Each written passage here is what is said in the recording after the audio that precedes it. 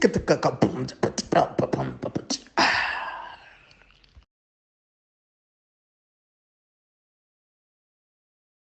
everybody, guess what? We are back. This is African Frame Podcast, the 7 Up edition. I'm not alone. I'm with Rob Sibeko, my co-host, a writer, a world builder, a director, and I have Buckmeister, another writer, a manga author. He has 3 projects out on Webtoon. One is Black Panther versus Kang that has 6 issues out. We did our whole review on it. You can check out from one of his channels. He actually has 2 YouTube channels. One is Buckmeister Cool and the other one is Meister Geek Media. So the first one is actually Buckmeister Cool Reacts. And then the other one is Meister Geek Media. And then the second webtoon that he has is called Neon Waves. And then the other one is called Black Fist. So just check out Meister Geek Media on Webtoon and you'll check out all his projects over there. And then we have Tebelokhala from KC Media, who has 2 podcasts on the channel. One is called Nerdgasm, and the other one is called The Geek Spot. The Geek Spot basically has anybody that is interested in geek-related stuff, from people that do games. Sometimes you meet accountants, sometimes you have people like Rob or Buckmeister on there. Then the other one is Nerdgasm, where you have Buckmeister, myself, Zanazuko the Fire Lord, and Tebellos, and sometimes we also have Minato himself, Pila, as we talk about different things from Ahsoka to Lord of the Rings to anything that we find interesting, including anime news and a bit of gossip. Yeah, we are petty like that. But anyway, coming back to this, 7 Up, basically, it is our take on film franchises. So if there's any movies that have about 6 sequels and up, that's basically what we're touching on. And we've been doing the MCU. So we're currently working on phase 3. We've done, I believe, Captain America, Doctor Strange, Guardians of the Galaxy 2, right? No. We've done Captain America, Civil War, and Doctor Strange. Whoever wrote that IMDb for Winter Soldier, they need to catch hands. I still don't understand. But anyway, so Rob is going to take it. Phase 3, isn't it also known as the one that made them the most money? Yeah, it might be because there was a lot of billion-dollar movies there. But anyway, I just want to say before we continue, we're gonna just be focusing on our roster like we normally do. So I'm gonna be starting, then it's Rob, then it's Tivolo, then it's Buckmeister, and if Zuga will be joining us later on, then he would be the last one on the roster. So Rob, can you just take it away? Is there anything you want to say before we start? Yes. It's a moment of prayer. No, I'm kidding. Let's... No, I'm kidding. Okay, I just want to start with the first movie. Okay, that is Guardians of the Galaxy. Gosh, going first, uncomfortable. Okay, so big fan of this movie, actually. At first, I kind of thought it was corny, but I think it took me a second watching, and I was like, you know what? I'm being hard on this movie, especially when you see the later movies. You're like, I think... Yeah, so let me just say, this movie had more heart than I thought it would have, especially when you listen to the start. So I enjoyed myself with this movie, despite the fact that I do think there are some things that are a little bit, I don't want to say corny, let's say hammy. So I'm going to give this one, I actually think the reviewing there is kind of accurate. So I'm also going to give it a 7.6, actually. I'm going to keep it with everyone else. Okay.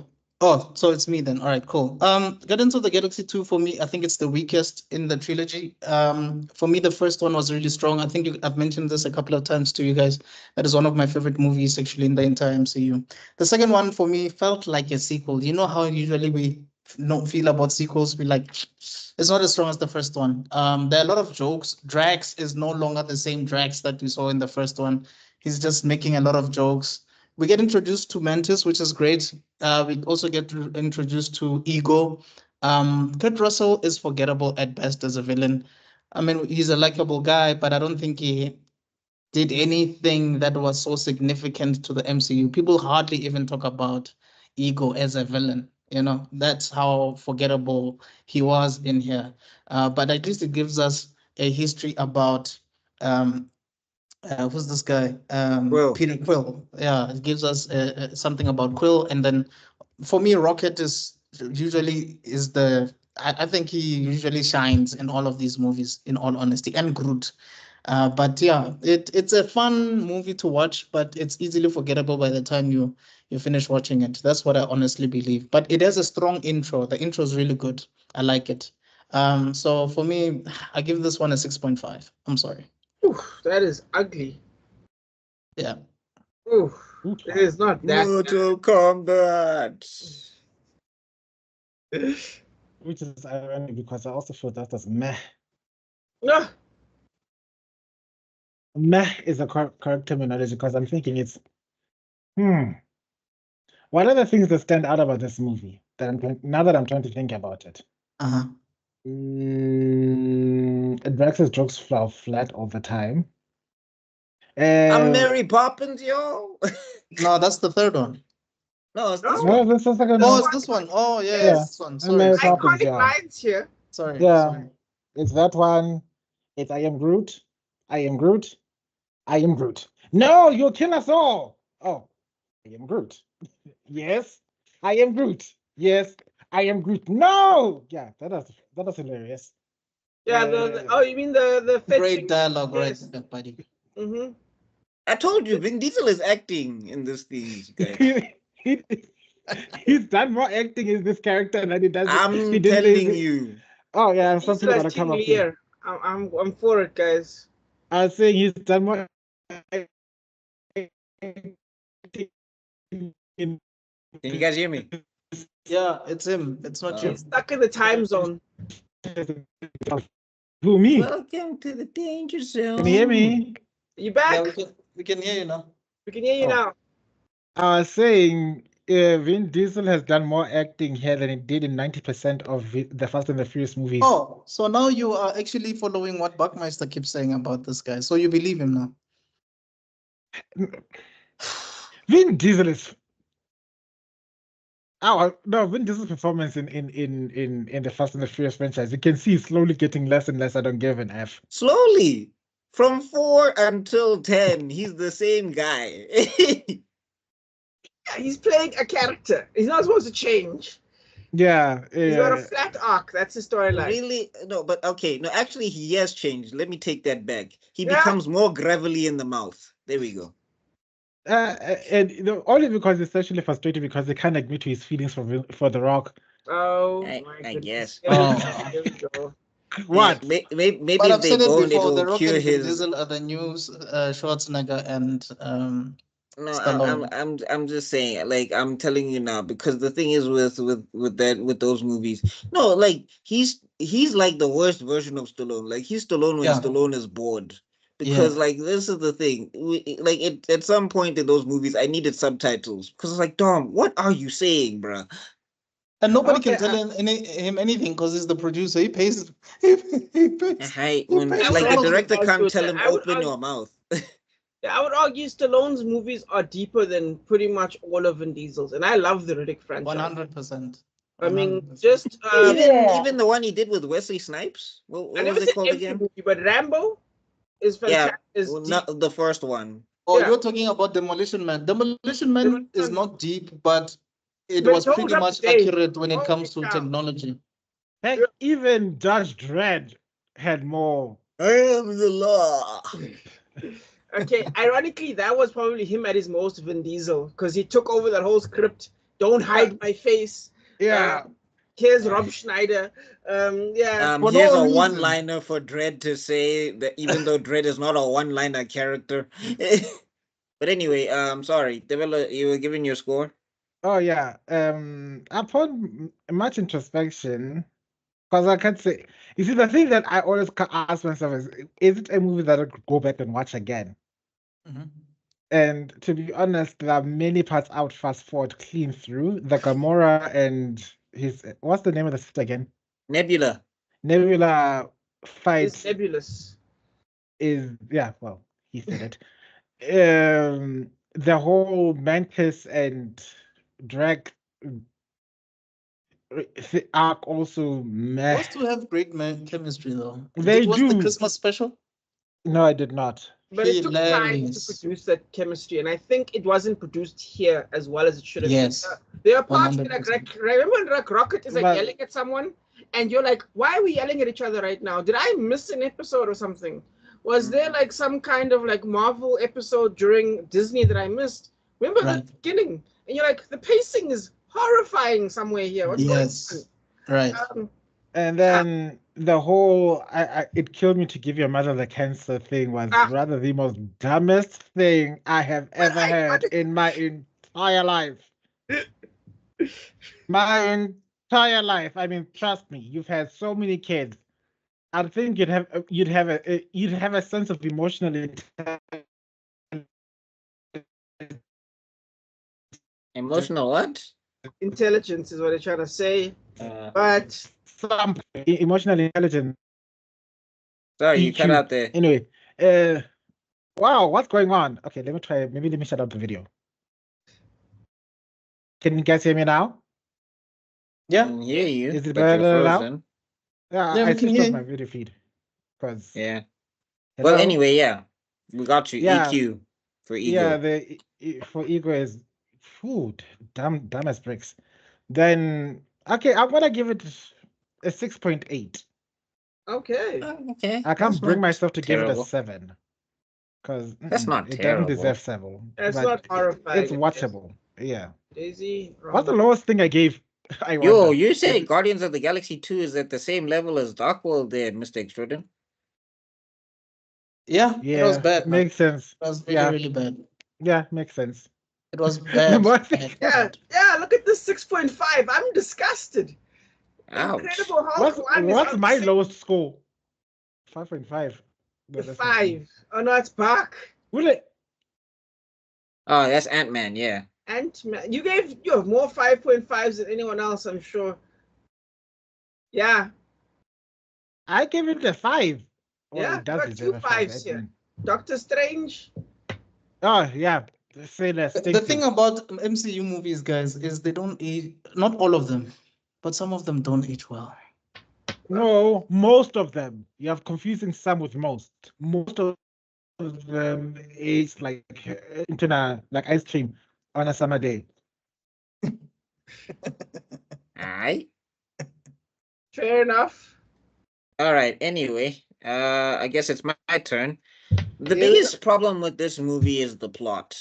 I think the characters are fun, the interaction is fun, some of the action is good, but the plot is getting in the way of everything. Because if you look at the plot, it's the Guardians of the Galaxy go to a planet to see Quill's dad, and it turns out Quill's dad is evil. Why? That's We don't it. know. Mm. And That's like the yeah, whole and then movie. also you find out Quill has superpower, which is not something in the comic books. He's half alien in the comic books, yes, but it's not a cosmic powered level. He can turn into Pac-Man or whatever.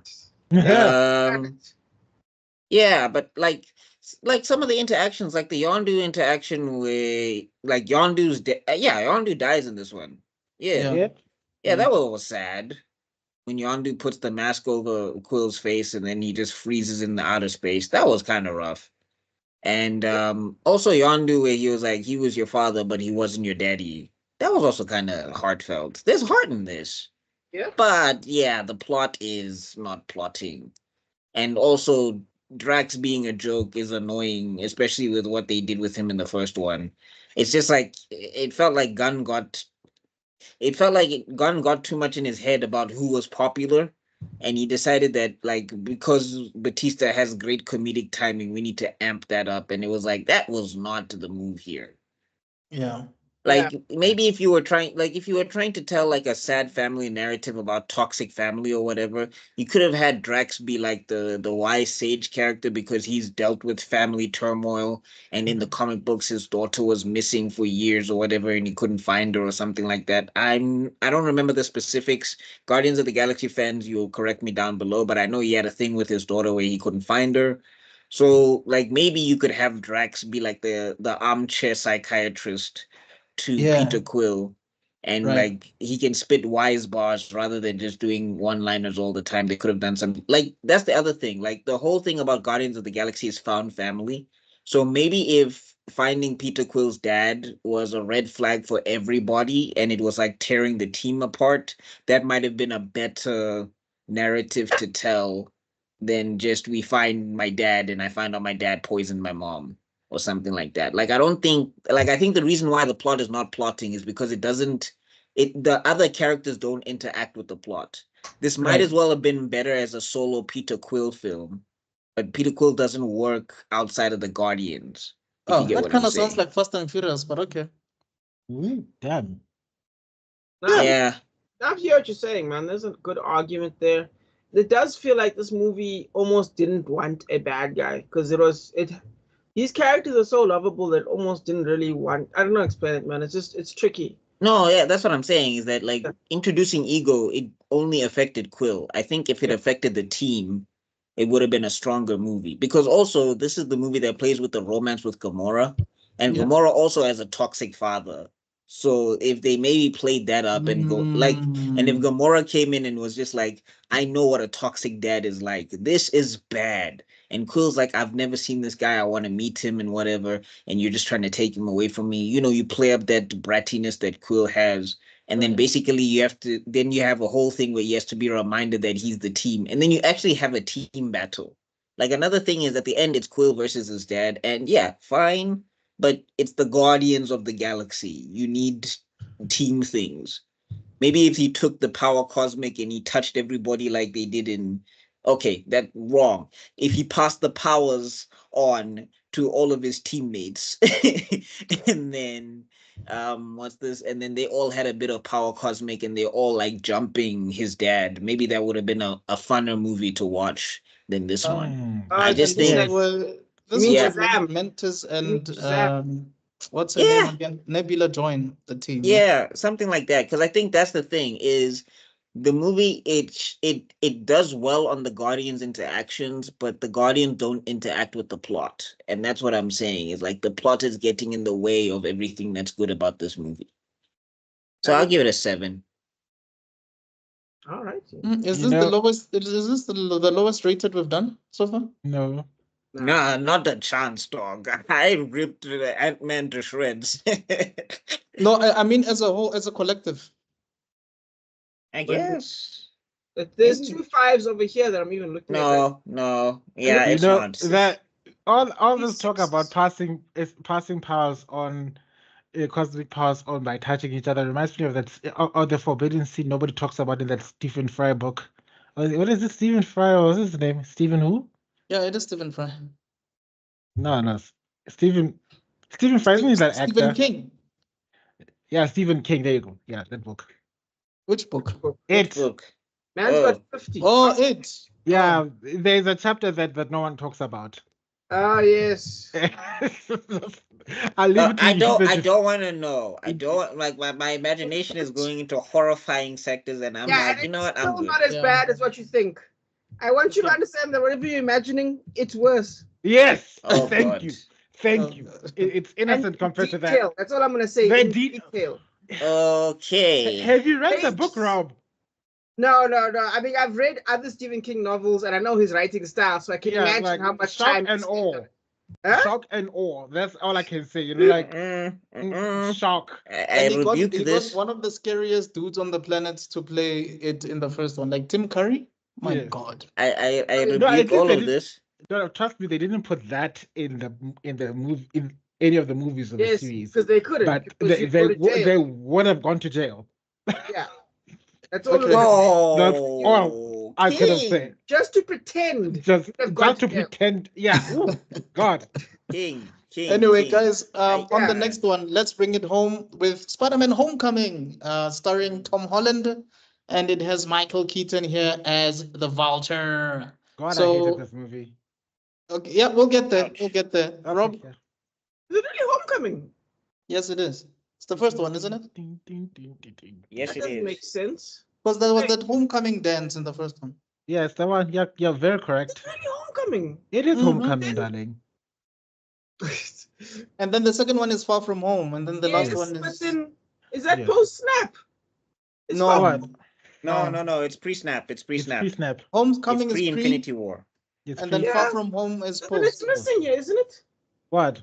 It's right there. Homecoming, right there. Yeah, you see it. We're looking at it. Yes, I know, but I'm saying, where's number 2 then? Number 2 is after. It's literally after snap. Okay, I'm not hearing you guys right. Okay, fine. My bad. I'm shook. Okay, anyway, Homecoming. Gosh, this is a movie that was better than it had any right to be.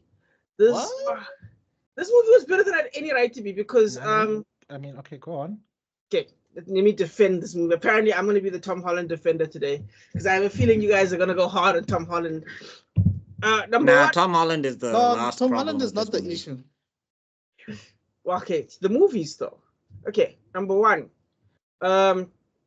Again, number one, the key high point is of course Tom Holland. I think he plays a great Spider-Man. I think giving him a best friend is, you know what, it makes sense because you need someone to quip off of. And you can't really do it in real life with the villains as nicely as you'd want to. So I kind of get what they were trying to do. And I would say it did okay. So whatever that guy's name is, I'm cool with him.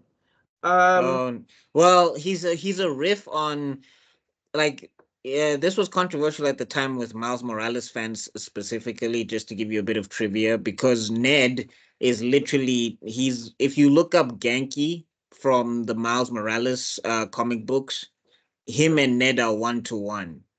Oh, but isn't that supposed to be the Hobgoblin? No, they're not doing that here. Like that's the reason why people were upset. Ned fans were upset because they were just like, this guy is not going to be the Hobgoblin, and I want my Hobgoblin. And Okay. then Miles Morales fans were upset because they were just like, so you're just giving Peter Parker Miles Morales stuff? That doesn't It's make so weird because sense. I mean, it's like Peter Parker stuff, Miles Morales stuff. Let's take some of this. But anyway, Like Yeah, and that's why also, people were saying, remember, like that's why they people were introduced saying that Donny it should have. Glover in this. They introduced Donny Glover in this playing Miles Morales' uncle here. Yeah, Pretty Aaron. nice name. Yeah. Uncle Aaron. Yeah. Uncle Aaron. Yeah, it like was, that's the thing. That's what people were saying. It was just like, this is just kind of like, you should have been the Harry Osborn. You should have just done Osborn in high school with Parker. It would have been fine. But anyway.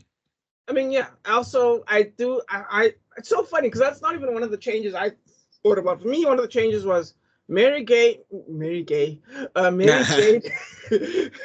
is normally supposed to be like the, not necessarily. My power's over your screen yet.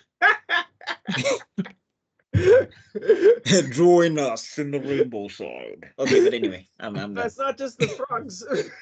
Okay.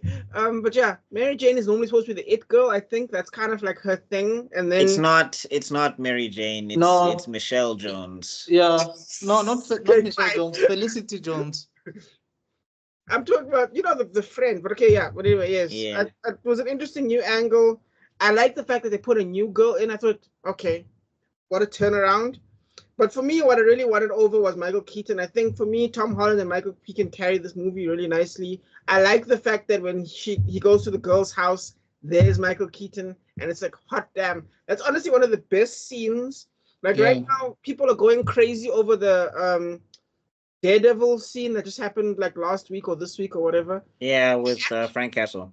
Yeah, I actually think in terms of 10 scenes, that scene needs to be on like a top 10 list. I think the one-on-one in the car was great, and I think it's undervalued.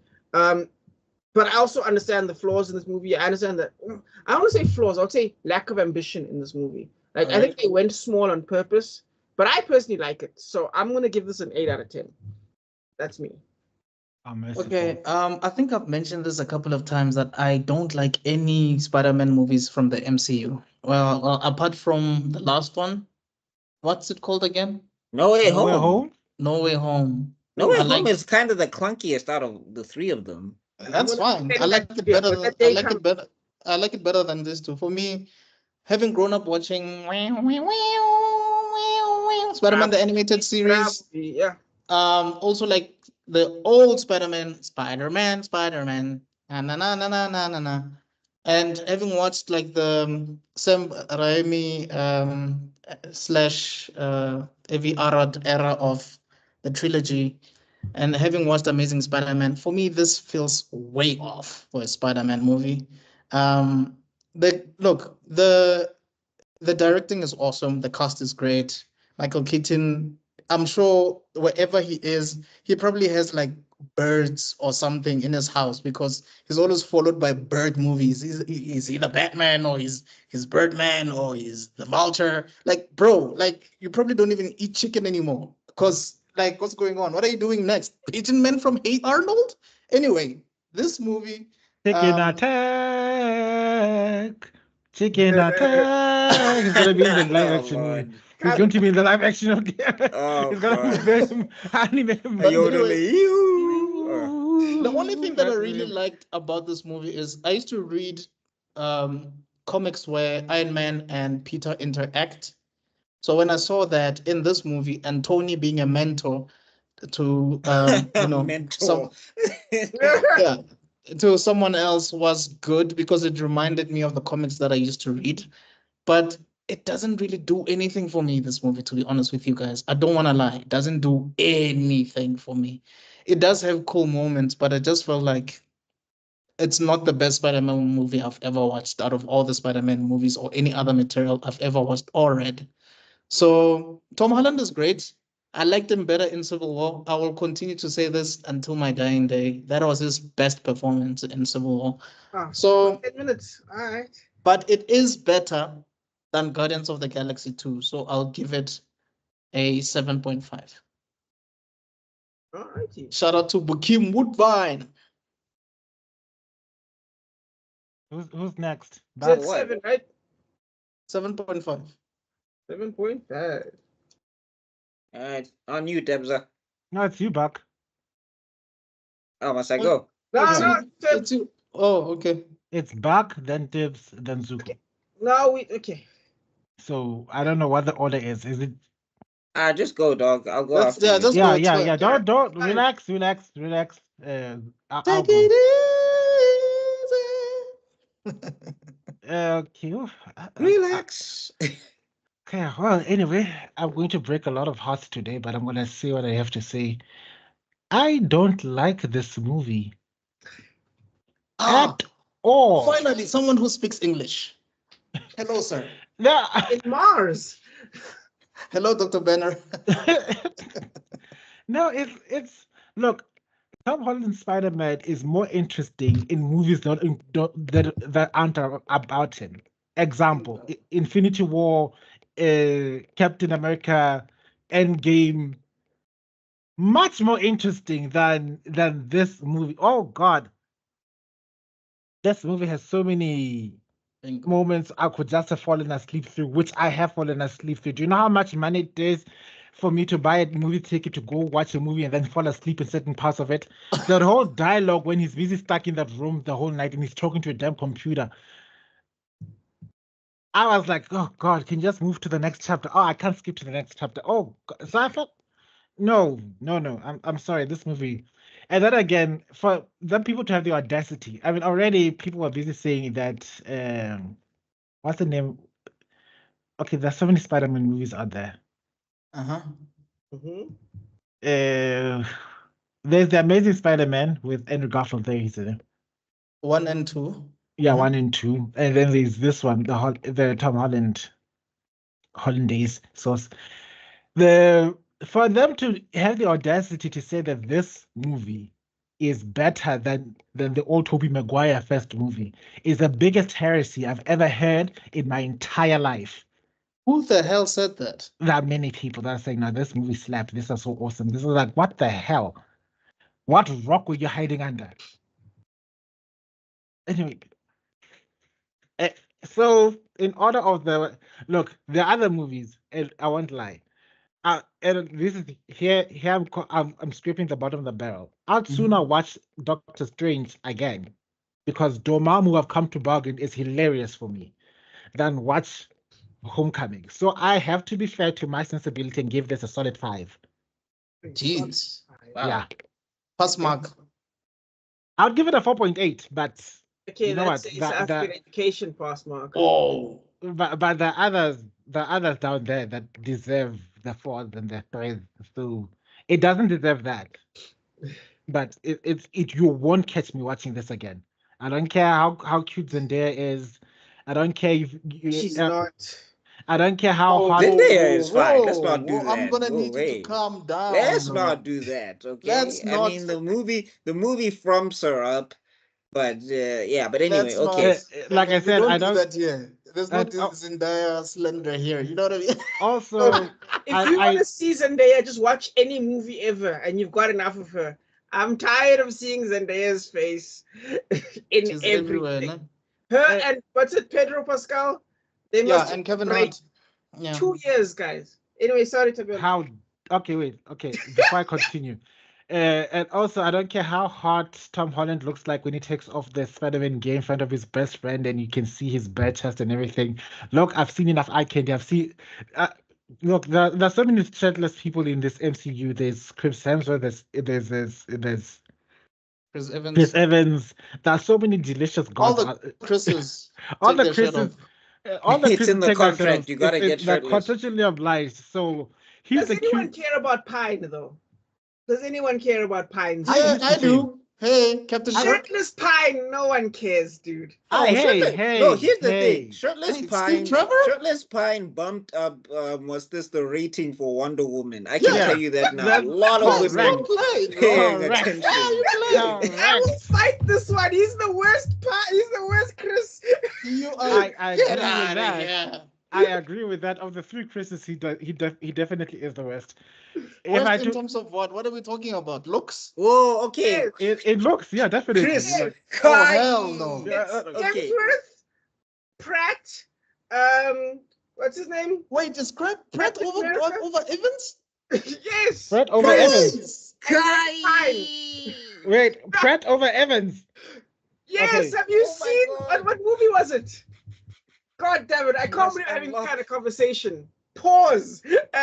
What is Now this? wait, Buck. This is for the lady viewers, bro. This is the lady What is audience. this movie? Relax, Buck. We need to Wait, Finish Chris your Pratt thought, was bro. shirtless. Was it Guardian 1? I need What? the video on. Work for a moment. Look at. I need you to look at me. Go on. I'm listening to your heresies.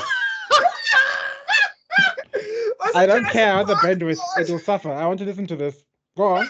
I'm I saying must gather my sage. he energy. looks a lot better than Chris Evans because he's got that buffness, not Nah, just that's lean, cap. it's That's buff. cap. No pun Like, intended, but It's that's like cap. it's like comparing Ryan Reynolds to Ryan Gosling.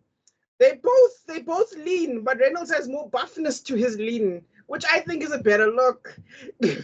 Pratt is better than Evans. We can see now why Oh my goodness. members of the Simple. Alphabet Mafia. Kai. I hereby confirm why these people are completely of the heterosexual genre. There is no redeeming them. So don't you dare come after me when you hear this thing, because you all know that these people were all part of the vanilla group, ne? These are as vanilla. They're as vanilla as ice cream. So don't you dare. Is that what we're called by the community? Are we vanilla? Hetero are vanilla? Yo, okay, guys. Yeah. The genjutsu is too powerful. I give up. No, we need to, because you not only insulted me once, you insulted me twice. Pedro Pascal did what?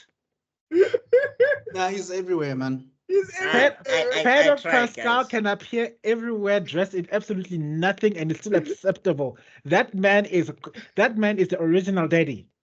Oh my god, you're gonna love Dear him. viewers, I've tried. The jutsu is too powerful. Is He's the gonna power love him in the new R-rated movie. guys, I'm trying to preserve your order. Do you know what happens when the Alphabet Mafia blacklists you? Good luck finding any gem. Can you let me defend you guys for the moment? Okay, fine. They're hopelessly straight. Treat them as such.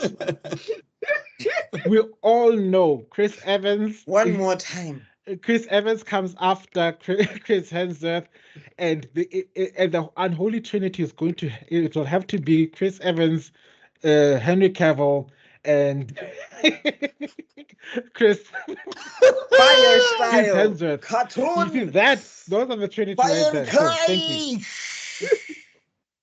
Anyway, okay, Moving going on. back to this. Whose turn is it? Yes, We're never going to talk about Spider-Man. Yeah. I'm sorry, this man he just gave me a mini heart attack. Yo, I've never tried so many kais. I needed to borrow jutsu, borrow chakra From the, to break this kai. you needed to Yes, you need to sir. go speak to the Nine Tails. Let me a chakra. Like, what? Who are you? How did you get in here? How did Don't you ask bypass Naruto? questions. I This don't is why we ask only did questions. I 5 need movies. chakra. Chris Bumpy, Okay, Spider-Man Homecoming. Look, should I reveal this when I do Geek Heresy? Yeah, you guys won't be on stage with me, so it's fine. Yeah, this is for Cape Town Geek Heresy. So if we ever play Geek Heresy, I won't use this, but it'll be on the Cape Town stage. I don't think they've ever gotten Spider-Man right in live action ever. Okay, now I've never read the comics, so that's unfair for me to compare. But are we like, okay, what did you think of the old 90s cartoon Spider-Man then? Was that right? Perfect. But wouldn't you say Tom? What's this guy? No, not Tom. Toby was mopey, because I dog. was gonna say Toby. Toby's No, Even Toby's the bus version. driver hated him. Remember that? I'll Toby's tell you. wait. Let me just finish. Toby's version of those movies. If you look at it properly and you've watched the animated series of Spider-Man, you Yeah. can clearly see it's based on that cartoon. Yeah, there is shades, but tell me, how many jokes does Toby tell in that trilogy? I think it's 4. Yeah. I counted them. Okay, Yeah, but how that many doesn't jokes make does no- Spider-Man it in the doesn't make Spider-Man sense. animated series do? A though, in the lot, 90s? dude. Okay, no, A yeah. lot. Okay, fair enough there. I don't remember him being funny at all. Bro, Oh, no, he's he's hilarious. hella funny. Like, he's always roasting J. Yeah, Jonah it's- Jameson. He's like, oh my God, flat top again. And Okay, bro, I don't remember. Personally, I don't remember any of Munna, that. go back and watch it because I watched it, dog. I watched That's all fair. 4 seasons. Spider-Man is telling jokes 100 times a minute. There's even funny scenes where when he gets captured by the Sinister Six, and Otto Octavius is like, "What's this? As you can see, we have not caught Spider-Man." Wait, you haven't? Okay, I I'm think not. there's 2 things. Let me just say it like this. There's 2 things. I watched this thing when I was in primary school, guys. Yeah. Okay, but So I think it's because jokes maybe flew the over your jokes head. flew over my head. Yeah. yeah, I mean, the only line that I remember is when he was saving the X-Men, and then he was like, "Guys, please don't make me laugh," because like he was holding them, like with Yeah. us with the web, and they were like, "Please, please, whatever you do, don't drop, don't but drop look, us." I hear what you're saying, but I remember it because does anyone remember? It's the greatest episode of TV ever. Oh, It's when Spider-Man turned into a spider in the 90s. Yes. Spider. No, Yeah. but that was like more than This is- it was like maybe like 3 parts or 5 parts or Yeah, something. it was a You see 3-parter. Craven, yeah.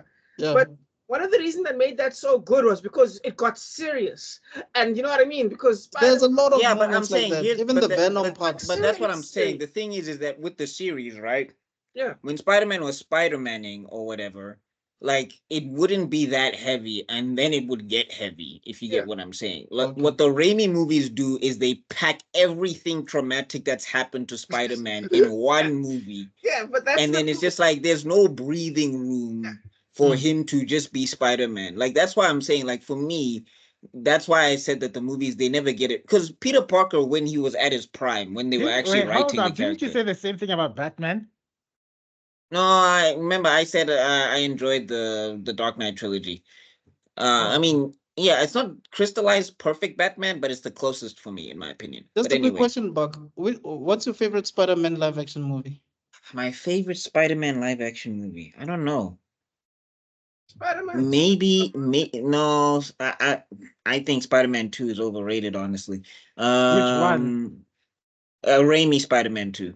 No one cares about. Okay, that's my favorite, but Web. okay. No Wait, one. No, Raimi. because I'm just saying also Wait, Doc wait, wait. Ock, because also Doc Ock, they kind of ruined him not ruined him, but it's just like they took a character who's always supposed to be evil and he's always supposed to be like a bastard or whatever, and they said, well, let's make him a tragic scientist. And then also like he does things like rob the bank. And I'm Yes. like, why don't you just steal the stuff? Lotto. You're gonna steal the bank money and then make transfers that can be traced back to you? That doesn't make sense. Okay, Just go sorry. take the stuff. So what's your anyway. favorite movie again? My favorite, maybe it's Homecoming. Maybe. Wow. Mm. The one I hate the I see most. that coming. Okay, sorry. Oh wow, I see But what you can we did all there. agree Rob. that Andrew I see Garfield what you did there, Rob. is at the back? Can you all agree that Andrew Garfield is over here? No, but also Not Andrew that. Garfield, Amazing Spider-Man 1 is better than people give it credit for. The one where he got shot. Yeah, Spider-Man gets shot a lot, guys. No, not the knife. Come With- on, not the knife. Oh, I'm so with a scared. The gun. knife. He gets shot a lot. The one where But he with has a gun. his name on his camera, property of Peter Spider Parker. sense. What happened to his spider sense at that point? Was it asleep? Was it taking a nap? Was the No, spider in him as Spider-Man Spider Sense takes a lot of naps, even in the Raimi movies, if we pay attention. But anyway, I don't know. Like the thing is that it's always been a weird thing with live action with me and Spider-Man because I feel like people don't lean into, like, for example, I understand why they introduced the Friday voice, but I just think you should have Peter Parker talk to himself. It's fine. everybody talks to themselves a lot, Yeah, I especially mean, in our if you current society. the So the animated series did a like Peter Parker Yeah. for the most part was doing soliloquies, dog. Like yes, and it was fine. No, even if you like Spectacular Spider-Man, which is like it's right up there with Spider-Man the animated series. Like those two are my two favorite Spider-Man cartoons of all time. He used to talk to himself. right. So just do that. But yeah, getting back to this movie, Homecoming, it's all right. Like there's a lot of scenes in there that I like. I like the suit or whatever. I don't like the Stark tech upgrade stuff. And I think that just takes away from Spider-Man's Spider-Man-ness, if you get what I'm saying. Like I felt like one thing that's wrong with this Homecoming trilogy, in my opinion, and that's why people are so excited for the next trilogy, is because they gave Peter too many advantages. And it's like you didn't need to do that. Like let him make his own suit. Let Stark show up once in a while to be like, okay, maybe here's a gadget for your wrist or whatever, but don't give him a whole on suit. Also, the Ned thing, for my comic book accurate brain, I didn't really like that, but it was like, okay, whatever. And then the Michelle Jones thing, she didn't need to be Michelle Jones because you Yeah. know the initials of MJ, you know what that means to the Spider-Man fandom. So you just she should have been somebody just call her Mary else. Jane. No. I think that would have made it worse, in my opinion. Like they should have just called her something else. Just make a new character entirely, because that's what you did anyway. We liked Vulture's daughter. We actually liked that actress. Well, Liz Allen actually is from the comic books. She Oh. Yeah, but she's there are other love interests. Peter has other love interests, guys. They could yeah, have just Liz made Allen. another character. You're right. Liz Allen. In the comic books, I think she marries Harry Osborn, and they have a kid that in some alternate timelines also becomes a goblin, but then he gets better or whatever. But yeah, Liz Allen is from the comic books. Make it Silk then. What's her name? Yeah, sure, I guess. Yeah, that's Cindy what I'm Moon. saying. There's a lot of Yeah. other love interests that Peter has. Correct me if guys. I'm wrong. Isn't Peter Parker like the second biggest hole in Marvel Universe after Well, the Wolverine? thing is because No, not the second biggest, no. no, I think he's No. number 3 or number 4, because Matt Murdock hasn't beat. But Yeah, but also there's Thor, guys, and There's there's what also popularity right now. yeah, also but Iron Man. the problem with Tony Beholden. But anyway, the I problem thought is that what's this with Peter Parker in the comic books is that they don't want to age him up. They don't want this brat to be married. So every time with every new comic, they have to introduce a new girl that he's got to cheat on, because to make Spider-Man relatable, we have to have him sleep with every freaking thing in the universe. But anyway, yeah. So back to this.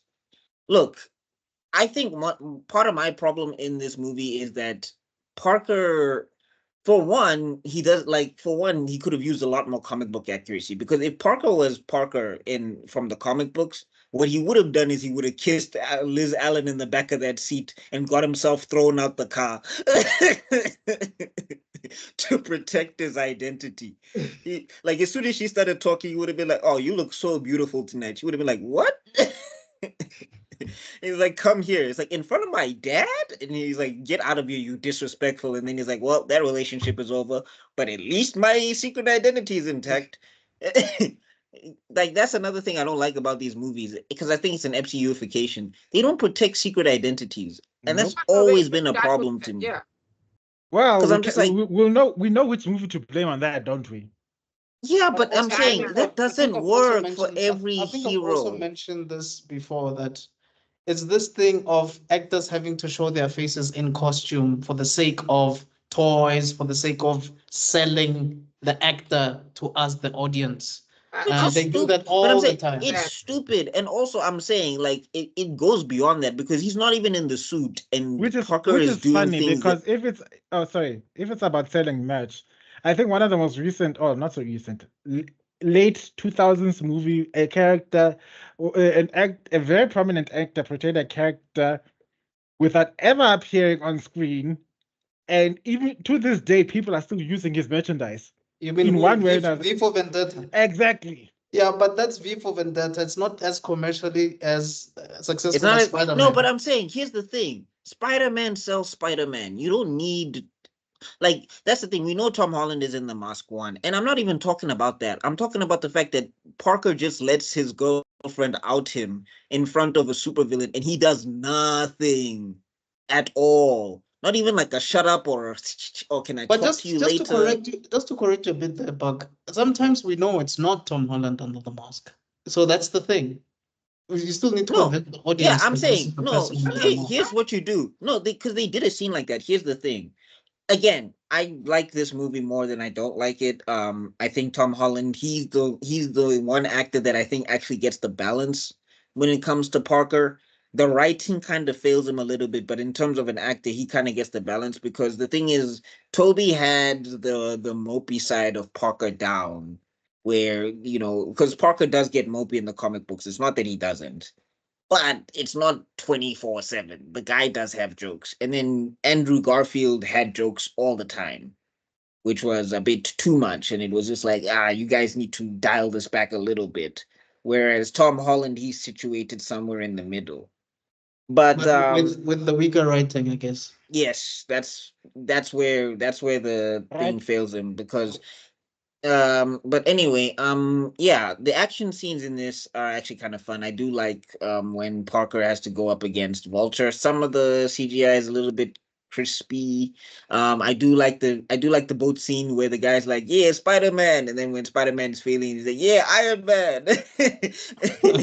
And it's just like he's just supporting whoever. Which fair enough, support the guy that's saving your life. But anyway, I'm just saying you should have been Spider-Man was trying. Yeah, uh, What to score? Tony in this movie is he's kind of like that hands-off dad, or perfect example. He's like the third Okage. He figures out you'll be fine by yourself until things go horribly wrong. Because why is he not showing? Why did he just leave this kid? A child, by the way. It's like a 15-year-old boy. Why did he just leave him one of the most advanced kill weapons? And he was just like, yeah, you can go take care of criminals. It would have been so much better if Parker made his own suit. Because then it's not laced with the latest of gadgets and spider arms where you can be stabbing criminals left and right or Instant whatever. kill. Yeah. Maybe he does.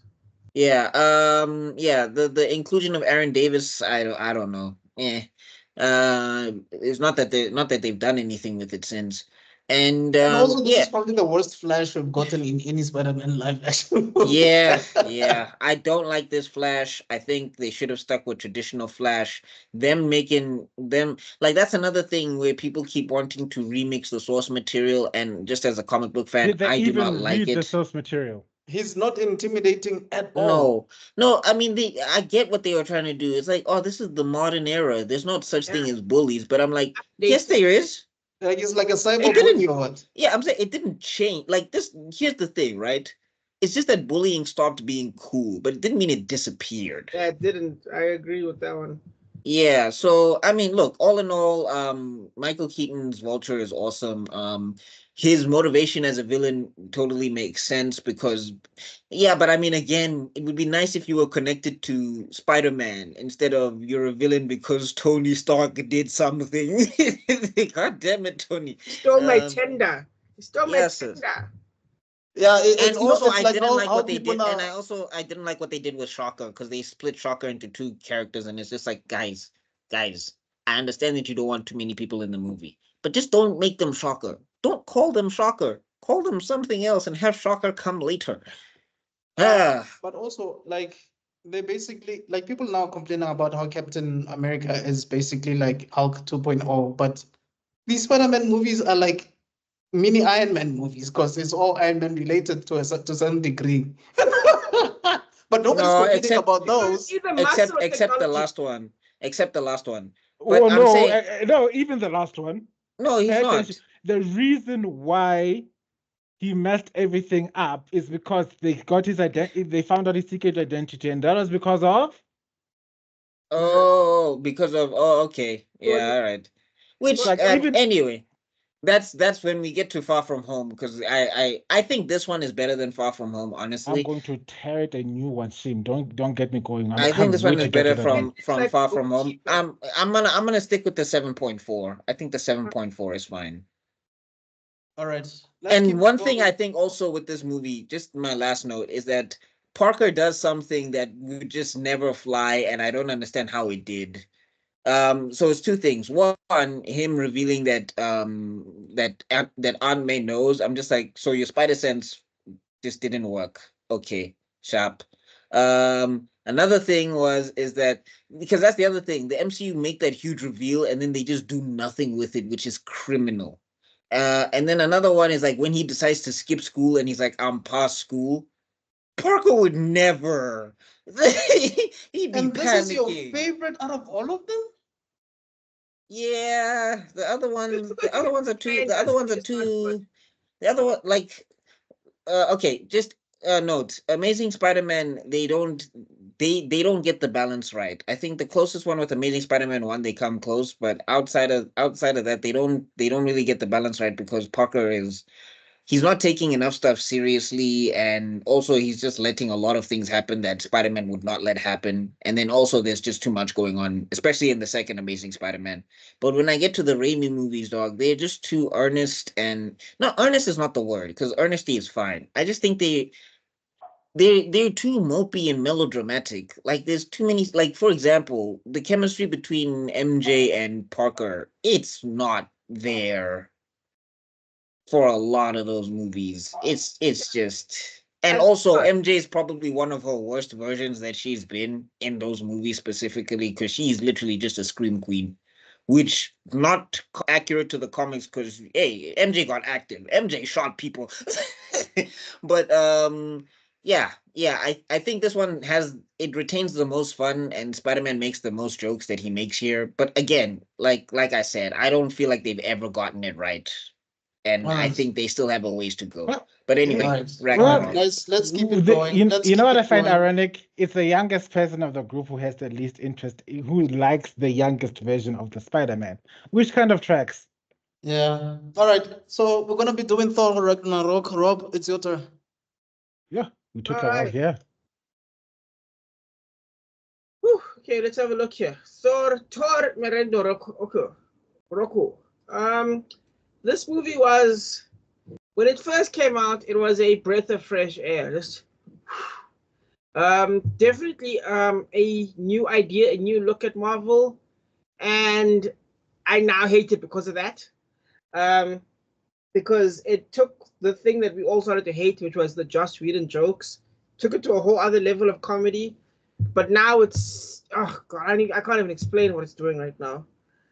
But let me not blame the movie itself. And on its own grounds, genuinely funny movie. I love the fact that they got Anthony Hopkins back. I like how they speed through the setup with everything. Oh god. Right. This is a good movie that ended up being terrible. I don't know how to explain it to you. Because it led to one of the worst movies of all time. This movie, I think if you want something serious in this movie, you're in the wrong place because it doesn't take itself seriously at all. Right. To the point where you almost wonder if this is a movie that people who like want to catch up, should they even have to watch this? But you do. But the jokes are good. I mean, there are multiple times where I laughed. I thought the Thor and Loki improv sessions, because apparently they were improving, was genuinely funny. I think Chris Hemsworth having a blast. The bad guy was utterly meaningless. They killed all of Thor's friends. So funny because I didn't know that this movie was so funny that I didn't even know that they killed all of Thor's friends. Yeah, Warriors 3. Yeah, I had no idea. Warriors, nobody remembers you, so you just get killed like The instantly. Yeah. the loser 3. Exactly. I didn't even realize they got took off so easily. I was shook. And that's how silly this movie is. Jeff Goldblum was, of course, a flippin' blast. Crap. I hate that I like this movie. So I'm going to give it... I actually hate that I like this movie because, again, it led to terrible things. Okay. I'm going to give it a... It is better than Homecoming. Crap. Okay, I'm going to give it an 8.1. Alexa, Homecoming, but it doesn't deserve it. I get it. Alexa, Okay, play a hero my falls. turn. This movie for me, I feel the way Buckmeister feels about Spider-Man 2. I feel like it's overrated. It has a great start. Thor, his narration there telling us about what's going on, how he ended up wherever he ended up, and he was chained and everything. It's great. So for me, the first act is amazing, impeccable. Second act, it slows down a bit, and I think that's where I started losing interest.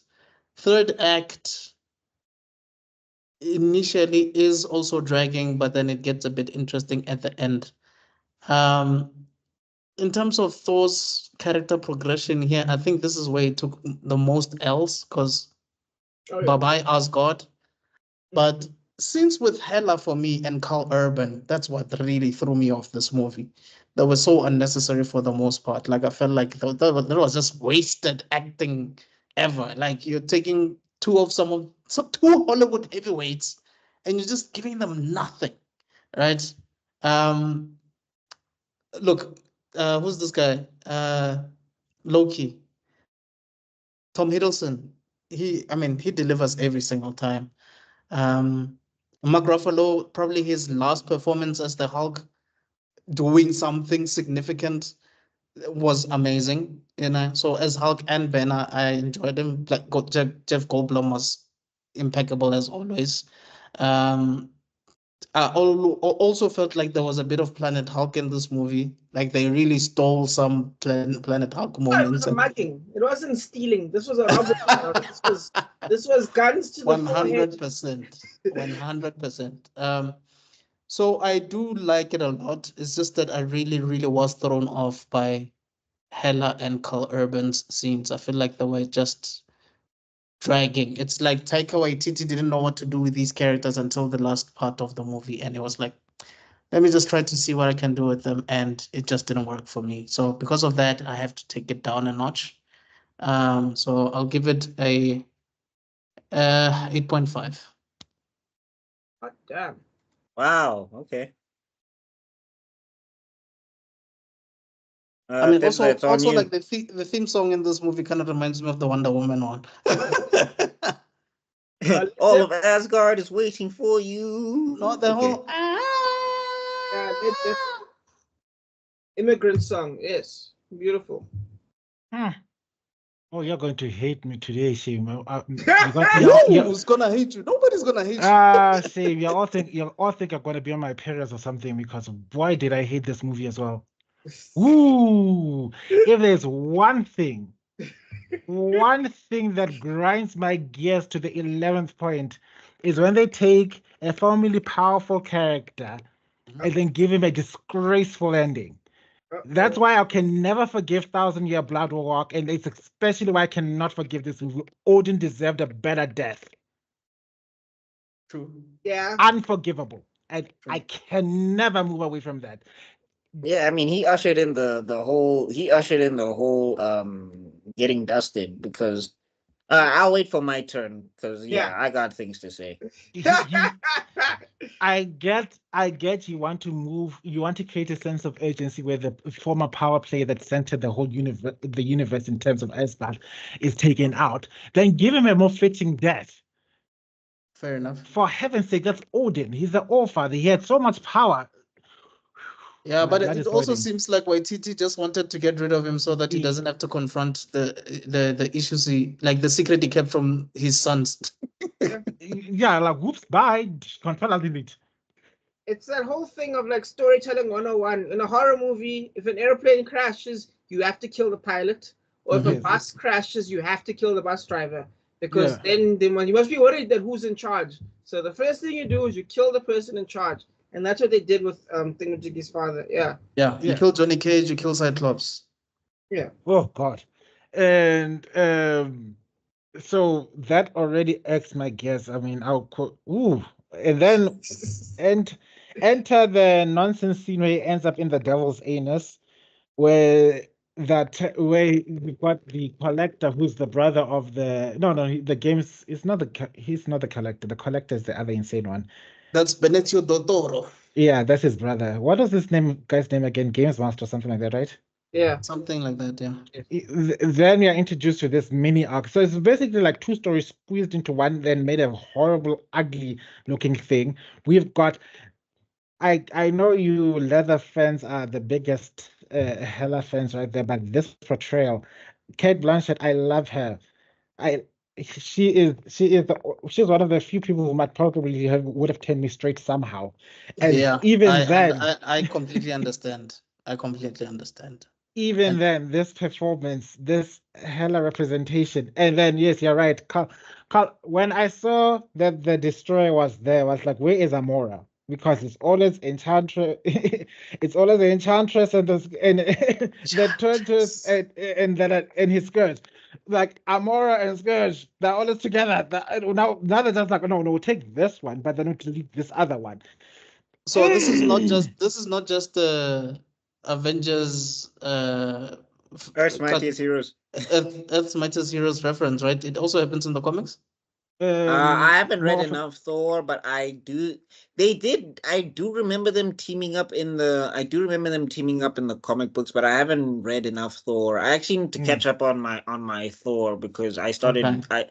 And also I like the mythology aspect and what Marvel did. Some of what Marvel did with it, I do like. So Yeah, because let's be honest, Lady Sif was relegated to just being an extra, even though we know no, she's this is the Thor's movies love though. interest. In Yeah, I'm talking in about the yeah movies. Yeah. in the So yeah.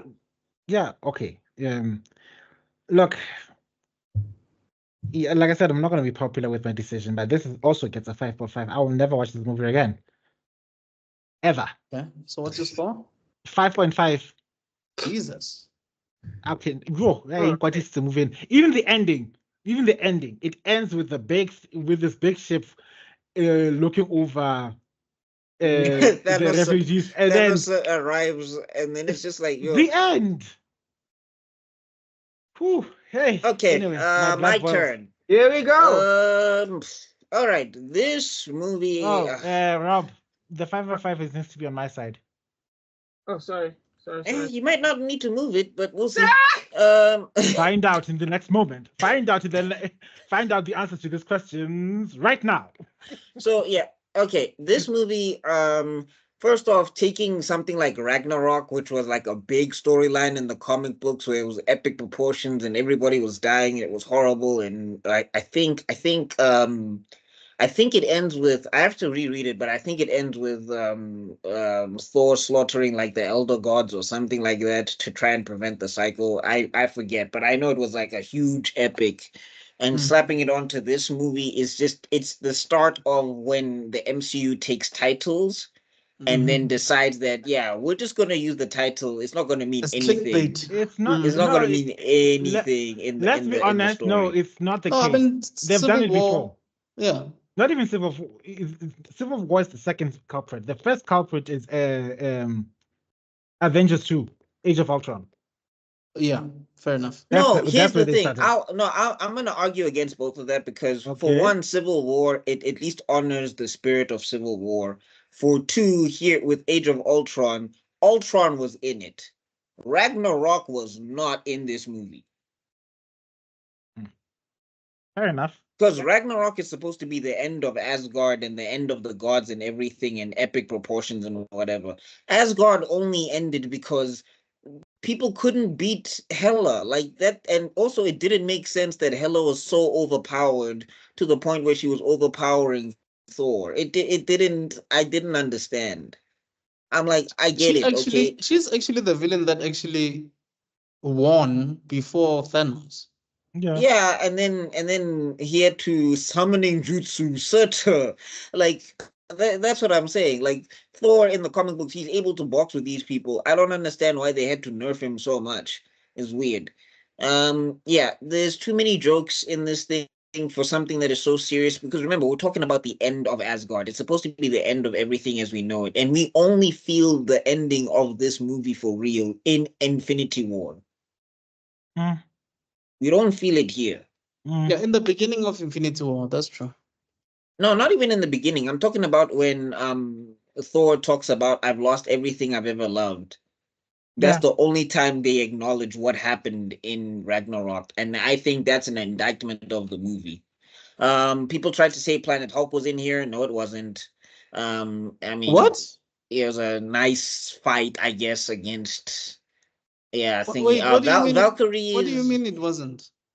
No, that was not Planet Hulk. That was Arena Hulk. No, we're not saying it was Planet Hulk like that. We're just saying Hulk was in a different planet and he was For what fighting. reason? And how did he get there? Okay, fine, but that's not he does Planet fight Hulk, the though. That's other just guy. the Hulk in an arena on a different planet. Like, don't. No, He but does my fight star. the bird No, Hulk, dude. doesn't he? What's the bird Hulk's name? Dude, and who does he meet there? Who does he meet there? What, Thor? No, Who? Taika Waititi. Who was he voicing there? Bird Thor. Oh, What, Korg? Yeah, Korg was in Planet Hulk. In the movie, in the animated series, in the comic book. In the animated movie, he was there. I don't remember if it was there. Yeah, I think he was also there in the comic, if I remember correctly. Because remember, he had his own team. Like Hulk had a team. You remember that? He's Yeah, right. I remember the comic book where Hulk was in the arena and he was like fighting for his life on the planet and he had to take it over. Yeah, But I'm there just was- saying. Before he took it over, there was like a team. It was Yeah, not but I'm just saying like him. that was but I'm saying like that was like it was like the lightest of references. Like people kept Yeah, that's saying what it we're was saying. Planet Like we're saying, No. there's bits and pieces of it. But dude, I also again epic storyline made a joke. Not a fan. The only people taking this movie seriously, they get killed off screen or they get killed on screen for being there 2 seconds. AKA Heimdall. Heimdall gives one serious line and gets cut in half or something like that. No, Heimdall is still alive. No, he's dead. No, he dies in He's in Infinity War. Valhalla. No, he doesn't die in Infinity War. Heimdall is dead in this movie. Heimdall, black Idris guy, Elba. Idris Elba. He doesn't die in this movie. He gets killed by Thanos when he transports the Hulk to Earth. Why do I remember him dying in this movie? Anyway. Isn't that the Asian guy, maybe? Yeah, there's an Asian guy who gets impaled. No, I mean Warriors 3 bited all three of them. Yeah, Because Volstagg also Yeah. dies. But Oh Idris, no, you know what happens? Now I remember. Idris Elba says a serious line, he cuts something in half and then he disappears for the rest of the movie. Yeah. Oh, there you okay. go. Yeah. Yeah. And also, I just I'm saying this to me is the start of where the MCU takes titles and they don't honor them and they don't honor the titles in the movie. So all in all, yeah, I'll some of it was fun, so I'll give it a 6. I'll give it a 6. But Damn, bro. yeah. Yeah, I Phase 3 is not looking good, guys. Which is funny because I'm sure there was $1 billion every movie at this point. Yeah, but it was Yeah. because it's the MCU, it's the names, the reputation. It's not necessarily what they were releasing. yeah, no. Black I- Panther. all right, Black Panther. Let's do it. Okay. Whew. I'm gonna Uh-oh. be the guy that says it. Uh-oh. I think this is a overrated movie that is not bad at all. I think Alright. it's a good movie, but the fact that people keep saying that it's one of the greatest movies of all time is alarming. It should not even qualify for top 10. Having said that, it is still a good movie. I think the director, what's his name? Ryan Coogler. Full Station, there we go, Krugler. I don't actually think he's amazing as a director. I actually think he's kind of okay. I think he does okay stuff. Agreed. I think it would have been better to get, what's his name? Steve McQueen. That would have made the movie too serious. But Steve McQueen. yeah, I'm sure I'm saying his name right. You know what? The what's it?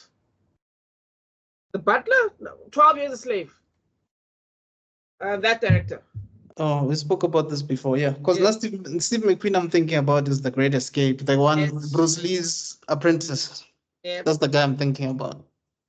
But no, believe it or not, there's a black guy called Steve McQueen, but that is his name, yes. To me, he's one of the greatest black directors of all time. I wish they could have given license to him, but it's fine. Coogler is okay. I, of course, I think like everyone else, I'm in love with M'Baku. I think that man's amazing. You bald-headed demon. I know it's I not feel in like they this movie, butchered his character though, because they turned him from villain to but- I don't cartoon. know. Zero.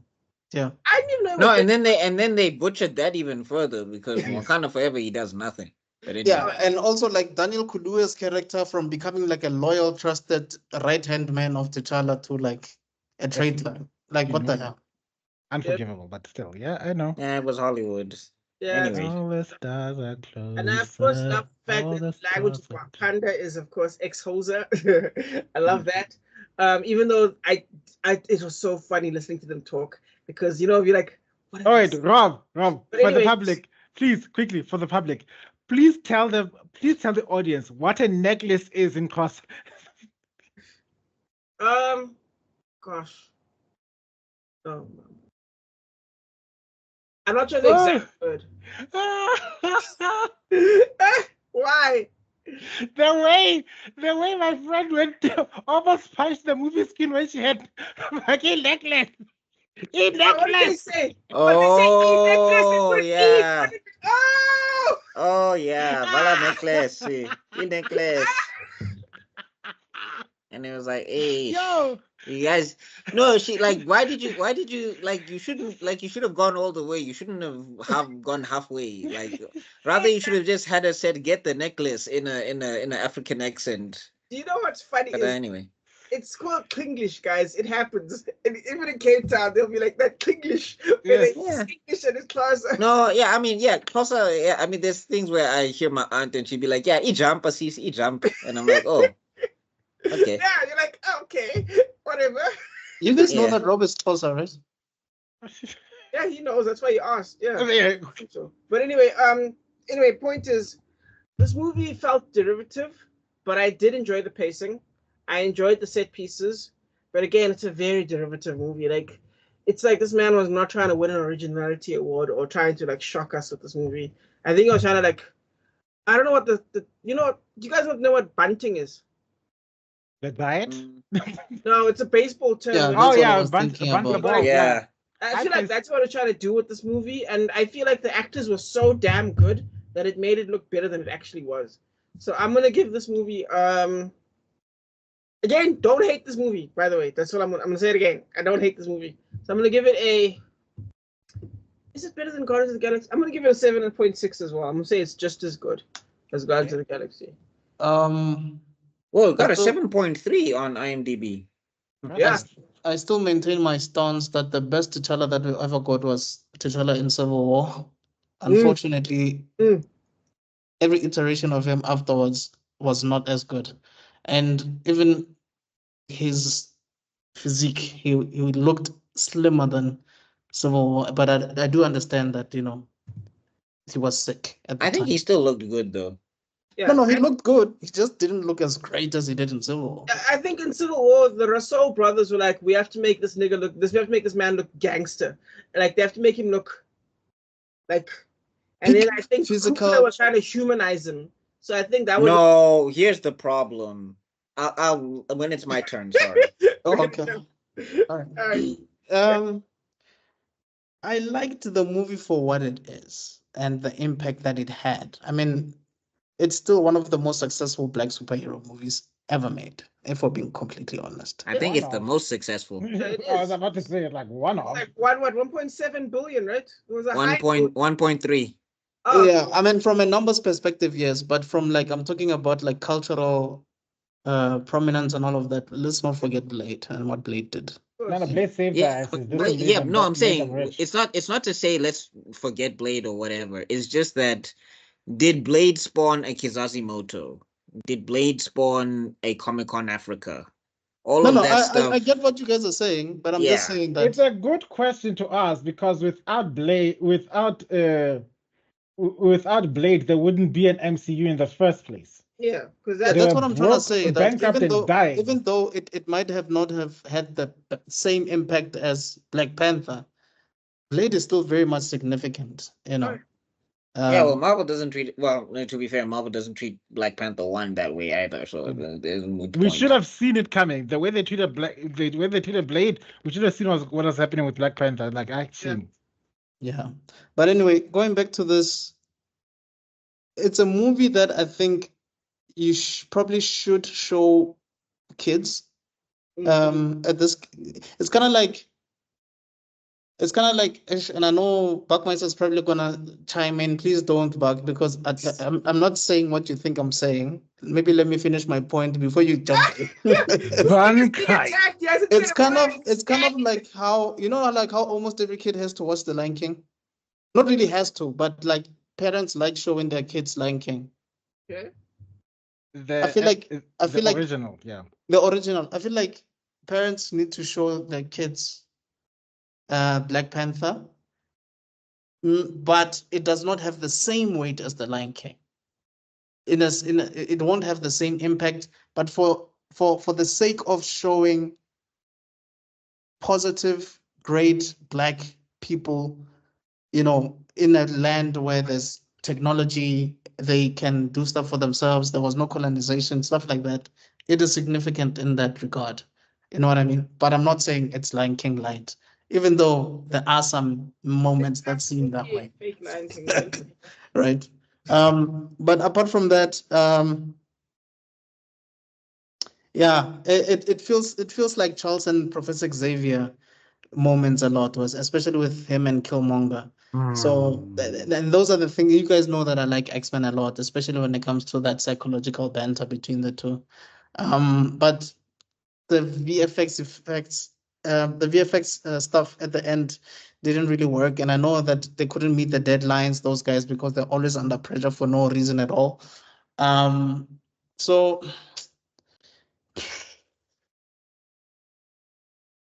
8.8 from my side. Wow. I'm With all surprised. that, I'm shooketh.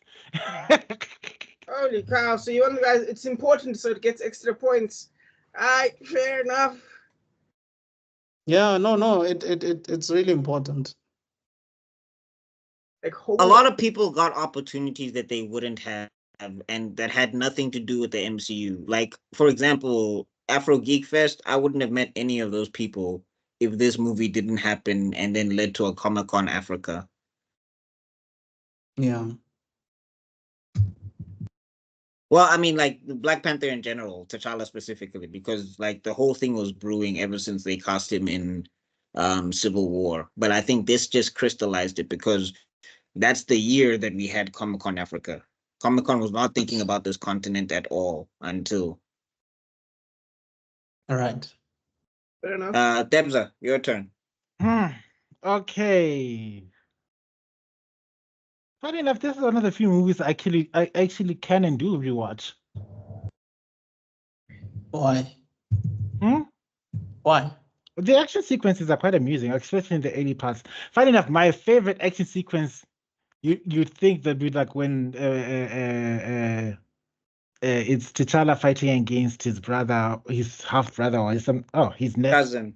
cousin. Yes, two fights. Yes. Yeah, you'd think it was one of those fights. No, it's actually the fight where they're busy chasing after Claw in that North Korean club. Yeah, I thought so.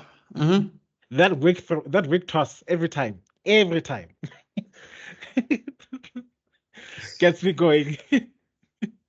Anyway, it's that one. No, I actually did like this movie.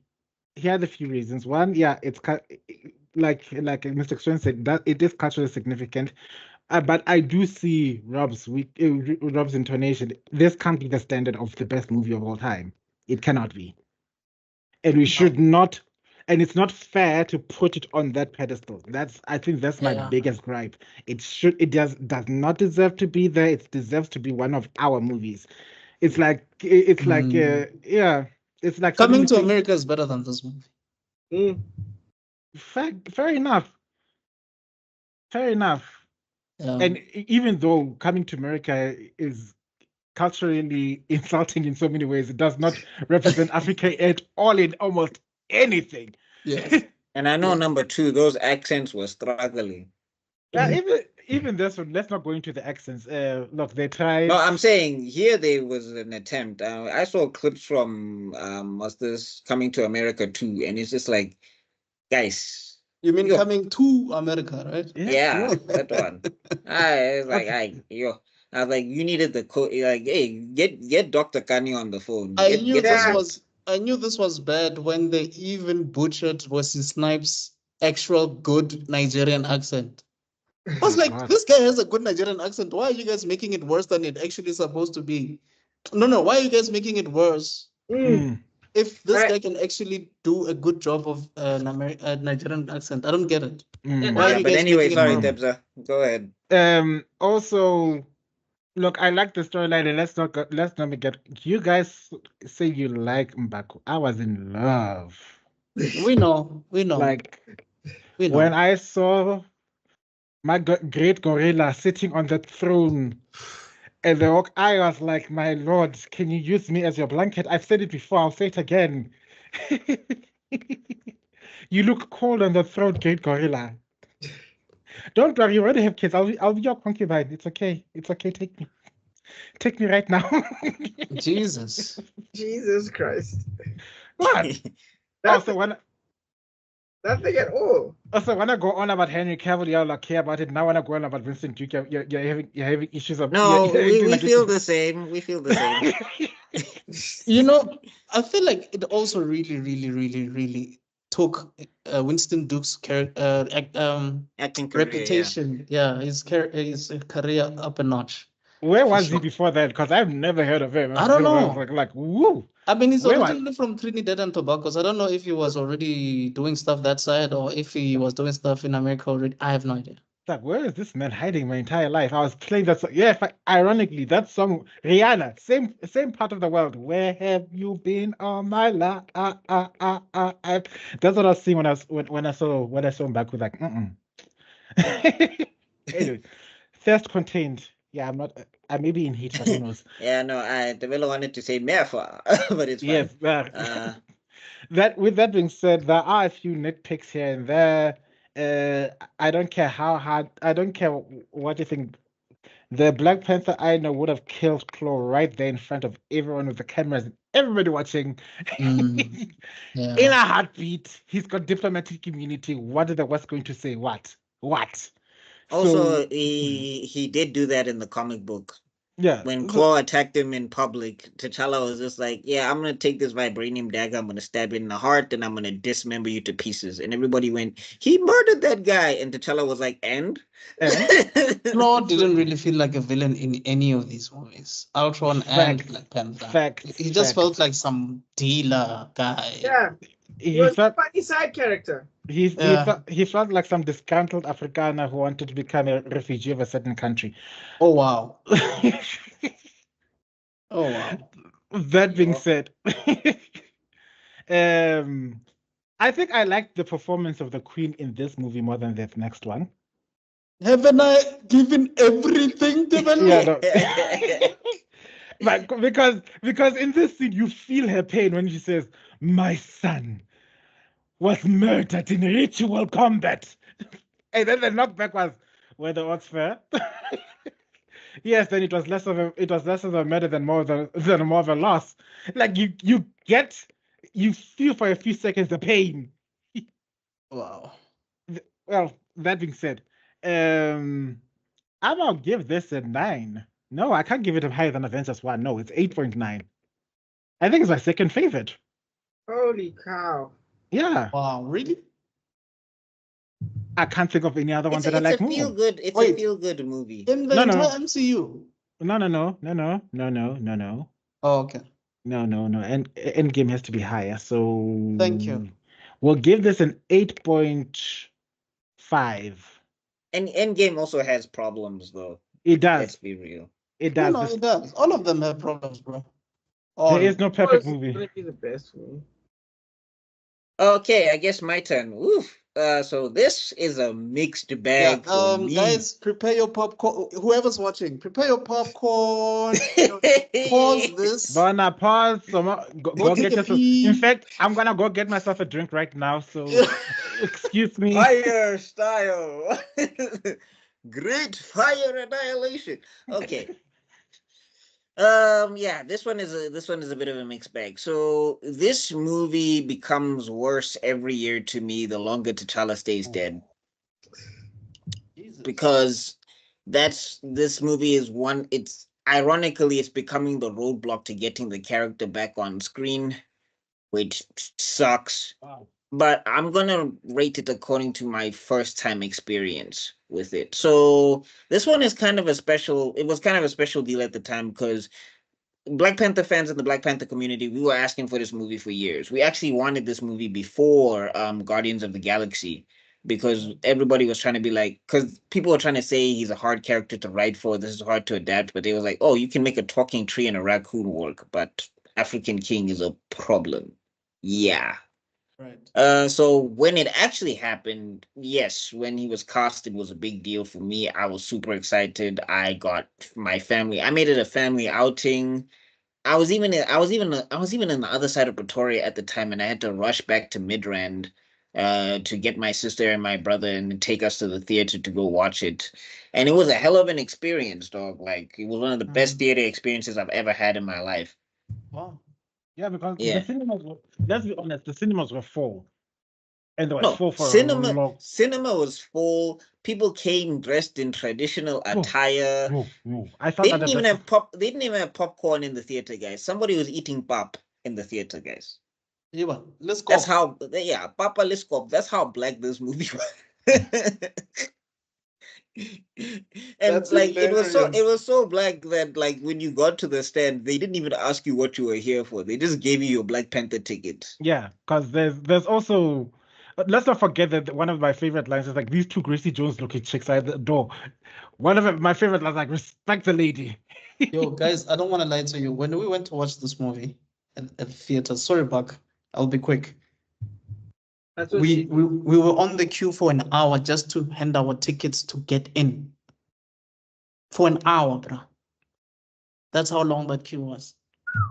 So yeah, this movie is it means a lot to me, but then there's also problems. Like you guys say it's derivative. One of the problems is that the MCU does not hire people who read the material because I can tell you now, if they did a proper adaptation of this, like the reason why Killmonger hates T'Challa has nothing to do with him. Like Killmonger's beef is with T'Challa's dad for dying because when T'Challa's dad died, the whole of Wakanda was in turmoil and he got kidnapped across the border and then exploited in America by a madman and then sold into like quasi-slavery. So when he came back, he wanted to take it out on the royal family and the guy he wanted to have beef with is gone. So it was like his next best bet, his son. So they're not related at all. Like, and that's another thing that was a problem with the movie. People keep talking about the heart-shaped herb like it's a super soldier serum.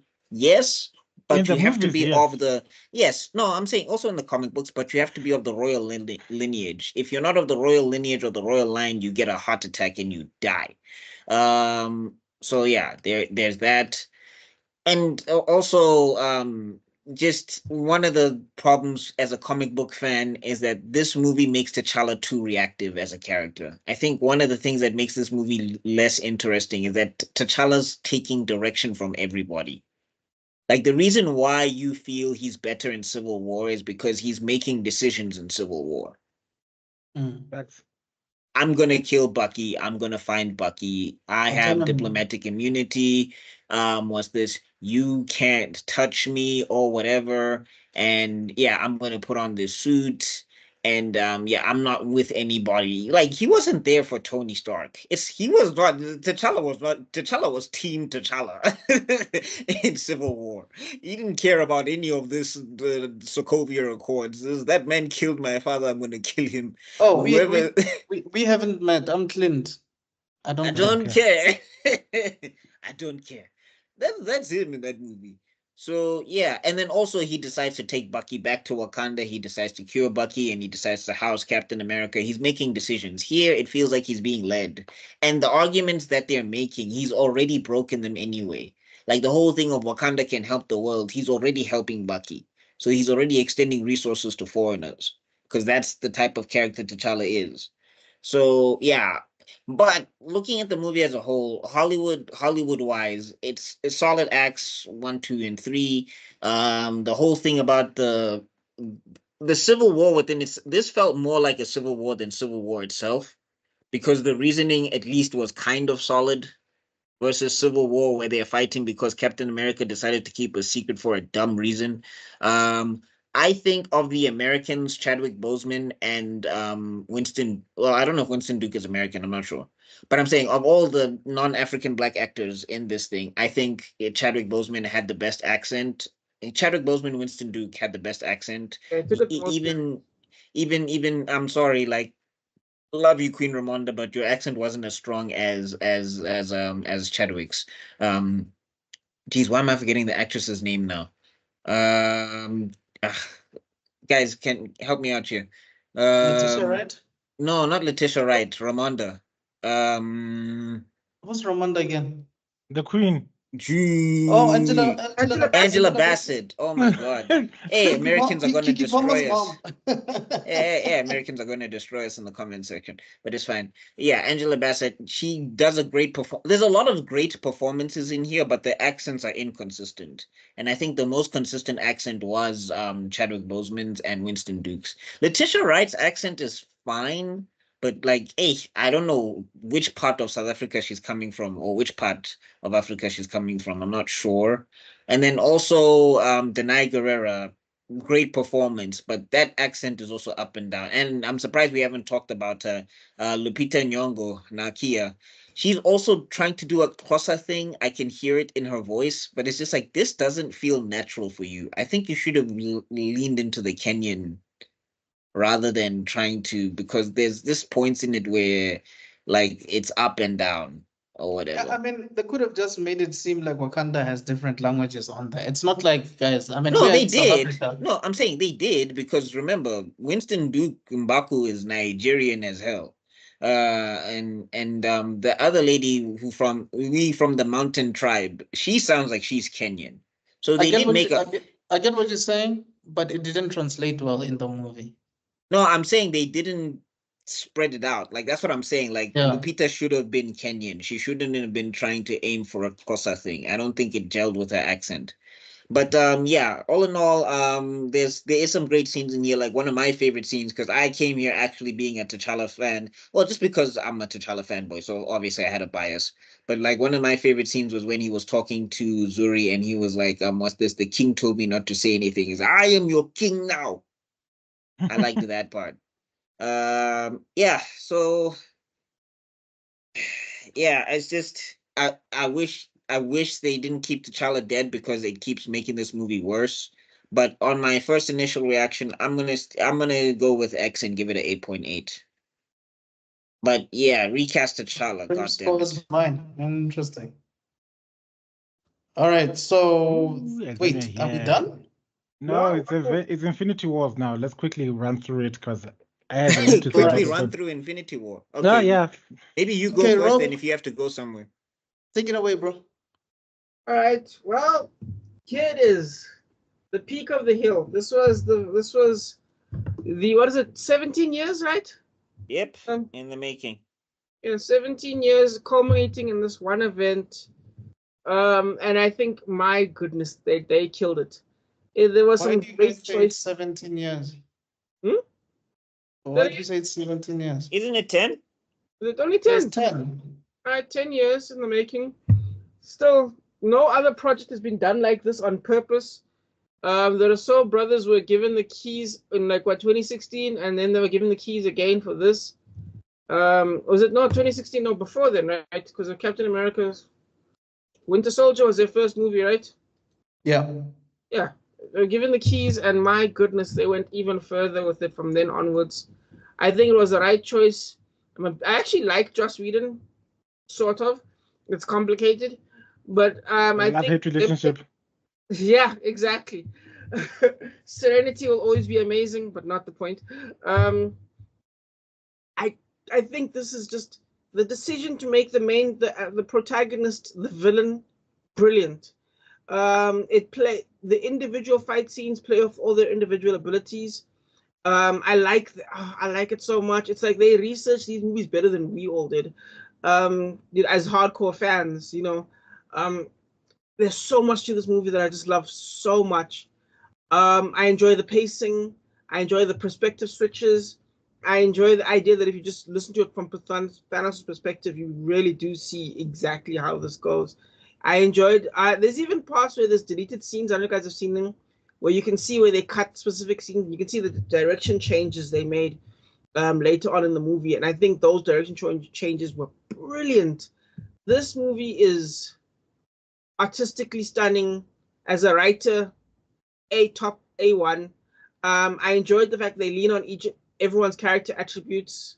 Gamora and the sister, how they play off each other, even though they've been fighting their whole lives, she is still going to defend her sister, even if her sister's in trouble. I'd still like that kind of thing. Oh gosh, there's so much about this movie. Gamora's death, loved everything about it. Okay, what's a negative I can think of? I did not like Gamora's flashbacks. I thought, we're front loading. Even though we've gotten so much Gamora backstory, it felt like we were suddenly catching up to a bunch of stuff quickly. And you're like, oh, okay, when a movie does this, it means the character's about to die. Oh, sorry, a TV show. But anyway, I would say that's your own negative. I enjoyed the relationship between Thanos and Quill. I think everything is natural. Okay, only the comic book guys will know what's natural to their characters. But I'm talking about in terms of the MCU. All the stuff felt natural. It felt like they pushed out from everything. I'm going to give this a solid 9.8.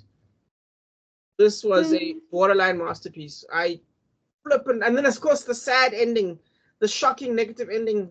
What a twist. Anyway, that's me. Is it? Okay. Well. I think I'm gonna be the sour guy here in all of us. I think I've mentioned this 1,000 times to you guys since we started recording in 2023. I don't like this movie as much as you guys do. This movie for me, why am I included in this thing? kind of you and I. Okay, I keep forgetting. Age of Ultron is the worst Avengers movie. This one for me is the second worst. Because yes, I like Thanos. I like that we get introduced to him, but there's too many characters.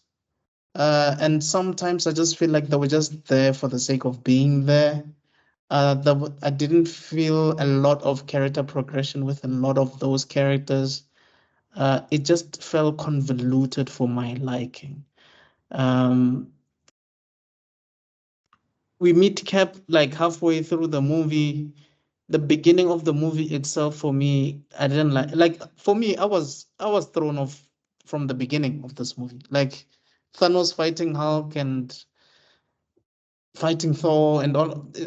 For a horrible beginning. That's a horrible way to start a movie. I did like moments with Spider-Man and Iron Man, but I still feel like it could have been done better. Guardians of the Galaxy being on here was okay, but I think it could have also been executed a bit better. The Wakanda scenes were really nice. I really enjoyed those moments. Vision's story, him being in Wakanda and T'Challa's sister trying to help him, it felt like they were just wasting time because it led to nothing. It ended up with like the ladies just fighting Proxima in midnight and killing her. Thor's arc was good. The fact that he got Stormbreaker and all of that was really good.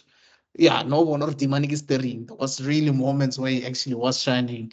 And you can actually see how strong he is. I mean, this is something maybe Buckmeister was probably going to say or was going to say. You actually see the Thor that we've been meaning to watch or see in all of the comics all along. It's just that he was too late, I guess. So yeah, the ending was cool in that regard because I was as confused as Thor was. I was like, what did you do? I'm like, yeah, what did you do? You snapped. What just happened? Because I was not as familiar as you guys are with the whole Infinity Saga from the comics, but yeah, I didn't really enjoy it as much, guys. It has great moments, stuff like we do not do that here. You do see everybody coming in, but it should have been a series, not a movie, because it's too convoluted for the time that it had. I didn't feel like anybody was doing anything. It felt like people are coming to a party to mark the register, and only a few important party players were doing something significant.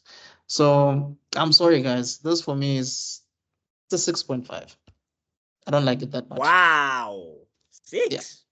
Apology not accepted. There you go. But Apology not accepted. I'm not apologizing. It's like, wow. said sorry, guys. Oh. Hey. Oh, Wow. is it my turn? Yeah, Okay, let's go for it. I'm not gonna beat out the bush.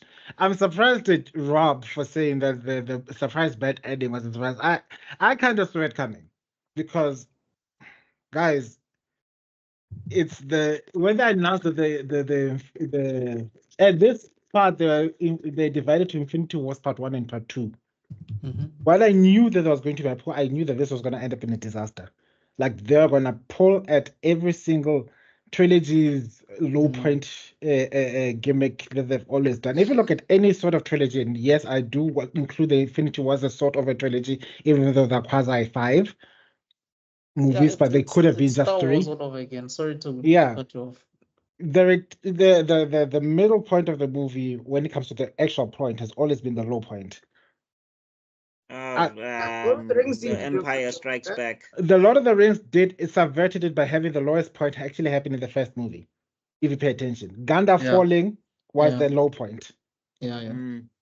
That's where everything has at its most worst, and then it was basically a slow, steady uphill. But the return, the Empire Strikes Back. What I think happens? that's also why maybe I was just thrown off. But sorry, please. What does that happen? What happened to that movie with the bread? With the bread. I scared they have the one's called Panem, and Panem is bread. What's the name of the series again? Pan Am. Are you talking about Hunger Games? There you go. Hunger Games. They destroyed District, whatever. Yeah. There's always that low point. Yeah. There was a whole Part 1, Part 2 thing happening. Even a lot of Harry Potter was doing that at a point. Harry Potter, technically the low point was supposed to be when Dumbledore bit it, but I'm not going to speak about that. Screw you, screw you, J.K. Rowling. I'm not going to give you any more airtime. Trans people are people. There you go. With this, okay. With that being said, with me knowing that it was going to most probably end up at the low point, there are other things that really irked me. One, Loki's death really was not necessary. 100%. Really was not necessary. Same for Heimdall. Wow. I like this. Like, yeah, so you did give Thor his praises about him being the steering, but he is the biggest loser of all of them. And he never, ever comes back. That's true. It's just the biggest. He lost his entire family. His entire family. Friends and all. And then he had to watch his other friend who used to be basically the bouncer of the club die in front of him, and then his brother then get his neck snapped. No, guys. Okay, let me not go into details about the movie. The other thing, what I did like was the action sequences. They were on point. Spider-Man's action sequences are actually quite entertaining. Ironically speaking, the best combatant in this entire movie was actually Doctor Strange, if you pay attention to it. I have words, but we'll talk. Yeah. It's my turn.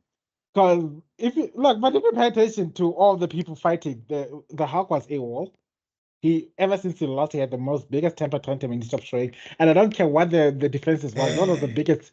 That was my biggest letdown. I was like, I think you'd be pissed that you lost. I think you'd want to get your leg back somehow. Now you're busy playing. No, I don't want to come out. What the hell? Horrible. Horrible. That being said, Doctor Strange versus Thanos is one of my best fight sequences, even though it was destined for defeat, which some of the defeats were absolutely unnecessary. Gamora would have in a million years shot herself before she had given an opportunity to say, no, shoot me, please shoot me. I think the theme, and I think what they're trying to communicate as the theme of this movie is the heroes are not willing to make the sacrifice that Thanos was willing to make to get what he wants. Am I mistaken, Rob? Yes.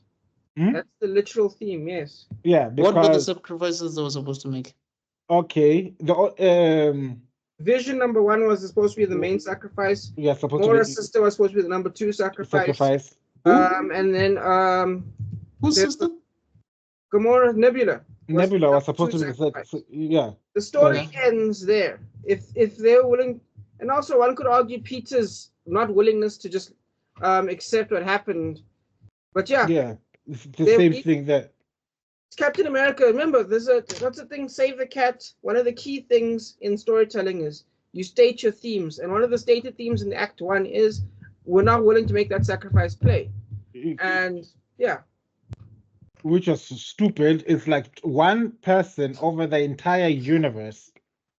And what makes it worse is the people who were supposed to be sacrificed were willing to be sacrificed. They're not And also, saying Iron Man no. was just being an idiot. He should have just called Cap. Destroy. Yeah. Iron Man was what? He was being an idiot. He should have called Captain America. There's an alien invasion, dude. It's not like a robbery. Go Standard Bank. Yeah, it's an alien invasion. It's Thanos is coming. Oh God. Okay.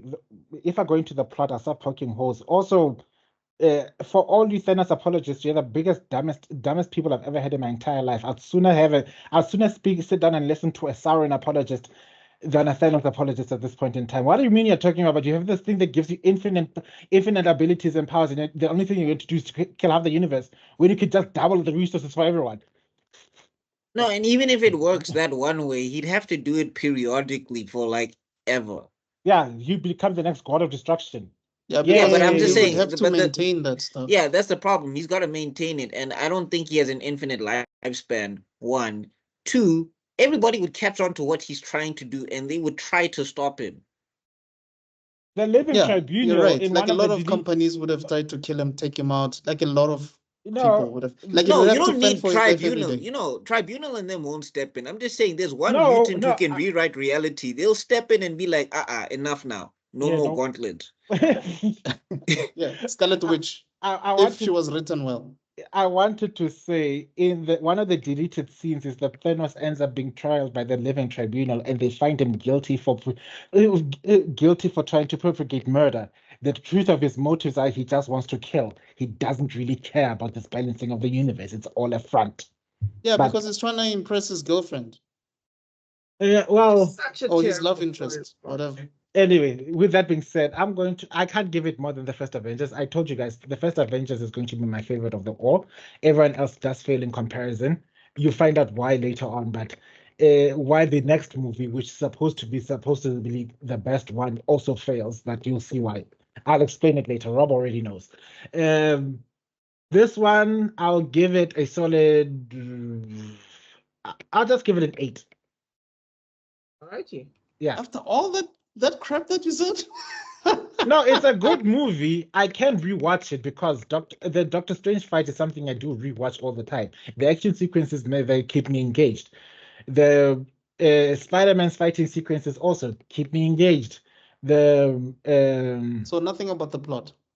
Just yeah, fight sequences. it's just a fight sequence movie.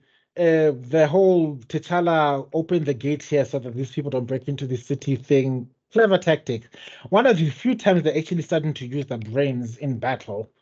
Surprise, surprise. But But I have a. Okay, but anyway, is it my turn? But with that, Yeah, for it's them your turn, launching an invasion on Wakanda and not the rest of the world. But we'll talk later.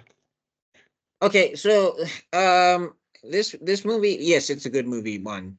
But I think I had some issues with it when I was watching it in the theater. Like, for example, Doctor Strange is one of the biggest plot holes to me, and they should have plugged it better. Because why is he using all of his magic tricks against Thanos and not against Ebony Maw? It doesn't Exactly. make sense. If he fought the way he fought against Ebony Maw the way he fought against Thanos, that stone is not leaving Earth. Thanks. Like that's and then also obviously the whole we only have one outcome. There was like 7 ways to beat Thanos. Stop I'm lying. sorry. Why are you lying? Steven. There were billions, and the mere fact that other movies actually prove there were multiple options. Also, it was just hilarious to me that Vision had to be saved by the acrobatics crew. Team Huh? Taibo had to step in to They save were one of the strongest Dude. characters in the Dude. Marvel universe. That Vision power is the scaling biggest. makes no sense to me. Big, Vision Like was the Cap and his big. team was so overpowered in this movie. I'm like, No, I'm how? like, so Vision can't see an alien coming from behind him and use his laser. Scarlet Witch's powers also just don't work in that scene Two of whatsoever. the most powerful beings in the Mara, They don't entire have series. power. They were so Mara, nuts. the backflips. No, The it's things just And tasers. yeah, no. I'm not gonna lie. It's because Movie's so it's dumb. because Vision was suffering from post-nut clarity. Wasn't thinking straight. No, I'm just saying, like you're like, what's this? Yeah, approximate midnight can wax Vision, but Suddenly. what's this? All of a sudden, yeah, Captain America and Black Widow, they do a cheer squad routine, and she's Yeah, down. I don't get it. But anyway, it's like I said, it's all the bouncing on that dildo that has made her lose all sense of perspective. She still has that orgasmic glow. Oh my god. That's the only explanation. Who are we talking? Oh, okay. yeah, no, because like literally, if she's that weak, like yeah, what's this? Scarlet Witch should have pwned her immediately. Why But was she anyway. even hiding in the first place? No, I don't know. Remember, Civil War had just happened. Everybody broken up, so I guess that's why they're hiding. Yeah, But anyway, reality war. Okay. yeah. Anywho, the Wakanda scenes, they annoy me a little bit because I'm just like, where is the rest of the army? Like, one thing I don't like about the MCU is that they keep making Wakanda's army small. Guys, Yeah. there was like 7 tribes in the first one. Where are they? The mountain tribe and the merchant tribe and the border tribe, they should all be there. Okay, decent tactic moves aside, where is the Air Force? I was like, why don't you be doing some strafing runs over this entire I'm just saying, like that's Yeah, the like thing. They had forcing on. no, I'm saying like in Black Panther 1, they had a whole Air Force, they had an army, there was coordinating X-Wing commander style. Star Trek was they had the central command. Where are the helicarriers? Oh no, that is for the last one. No, Wakanda does have its own helicarriers, but my point being is like they nerfed the army so much it doesn't make sense. And I'm like, this is supposed to be one of the biggest threats. Like T'Challa will be way okay, but maybe I'm getting into my comic book brain. Still, No. don't accept I don't think, but I think even in movie logic, T'Challa should have a lot of contingency plans for anything. You're absolutely right about that, dog. The river tribe should have been rivering somewhere. Dude, I don't get it. And then wow, also the way we are tearing apart, Rob, are you okay? The way you're tearing apart your movie is. It's fine. And then also another thing that I didn't like, but I mean this is retroactively, is that Shuri managed to figure out an Infinity Stone, but couldn't cure T'Challa, huh? But anyway, Oh, yeah, an Infinity Stone that you met 2 seconds ago, you can take it out, but you can't ice your brother. Okay, got you. Yeah, but anyway, getting back to the cool stuff about this movie, yes, Thanos he's the best villain in the MCU so far, outside of Loki, before they made Loki a good guy. With so much plot, he has a philosophy. It's not correct, but he has a philosophy, and that's what makes him interesting, is that he can only do what he thinks is best in the worst way possible. That's kind of what makes him appealing as a villain. That's how all bad guys work, yes. Yes. And yeah, and he's also, I mean, Josh Brolin's delivery as the Titan, is pretty good. They have pretty much iconic lines. It's like, I don't think about enjoyment when it comes to balancing the universe, but this puts a smile on my face. Yeah, and all of that stuff, and also basically when he's having his interaction with Quill, where he's like, I like this one, or whatever. That was kind of interesting. I wish they gave Drax more to do, because Drax should be like the #1 Thanos murder machine, but Yes. Yes. Yeah, and that in the first movie, but yeah. Yeah, and also the team up stuff was really cool, where Spider-Man is hopping through the portals, to kick Thanos and all of that stuff. Yeah. And I mean, I'm pissed that there's a deleted scene, that because the Hulk and T'Challa was supposed to trade fists, and build up T'Challa's kinetic energy, and then he was gonna run and split the ship in half. That was actually supposed to happen in one of the storyboards, so I'm pissed that didn't happen. The on your left thing was fun, where T'Challa outruns Captain America into the army, and yeah, the Winter Soldier Rocket Raccoon team up was fun as well. Look, it's a good movie. It's a good movie. So yeah, I'll pair up with Debelo there, and I'll give it an 8. It's not a perfect home run, just because I think there's a lot of plot holes that were holding, and they didn't plug them enough for me. That's fair. But I can watch it again, and Yibombe is nice. It's just, where is the rest of the army to see it? Especially when you're fighting an alien invasion. That's what I'm saying. Like, was everybody at home? Like, Were they all asleep? what about the rest of the world? It's like you're seeing this big ass ship around the planet. Damocles control. What is Also, happening? We have to speak about the biggest crimes of this thing. When the trailer came out, they showed Hulk running in Wakanda towards whoever That they were running version. towards. Watch the No, movie I and look, it's I understand Banner in why the they did it, Hulkbuster. but it's still stupid. I Yeah. still say it's stupid, because there's no way this rage monster that was downing ships with one punch in Avengers 1 is running from Thanos. That's just not He would happening. 1 second, thirds, and fourth. That's the Hulk I know. What Like, happened to where you if- always being angry? What Mm. changed? Yeah, like that. Like they wanted Banner in the Hulkbuster because it was a subversion, and I'm like, Hollywood, stop subverting, stop it. It stops being a subversion if you keep doing it all the time. Yeah. Get off Game of Thrones' dick and start making something more decent in the future, please. We Or are over Deadpool it. movies? Oh But anyway. God. All But right, yeah, guys. Do you anyway. guys have anything else to say before we shut it down? Look, Phase 3, it's remembered fondly, and I still enjoy Phase 3. I think you can see from my ratings. The only one I really did not like so much was the Ragnarok and whatever. And at least there was still a through line. I think with most of these movies, there was still a through line or a connection somewhere. And I think the thing that's failing the MCU now is that they're failing to make good movies, and the movies are not connected to anything. Those are two separate things, by the way. Like, even if a movie is not so great, if it's connected to something that kind of elevates the movie. But if the movie's good on its own, that's much better. And I think some of these movies are good on their own and they connect to things. Phase 4, they're not good and they don't connect. So I think that's what's like hurting it as a whole. All right. Debelo, anything? Look, my judgment has been harsh, but then again, this thing had been on a downward trajectory for a long time when it comes to me. Yeah, I think that was just for me. It felt like just a race to Endgame, basically. Exactly. Yeah, Yeah. that's what I felt most of all. As much as these movies, yeah, some of them were decent, some of them entertaining, and the fact that Black Panther came out and this guy's $1 billion, people love Black Panther, and then the next movie they kill him. Woo, the rage!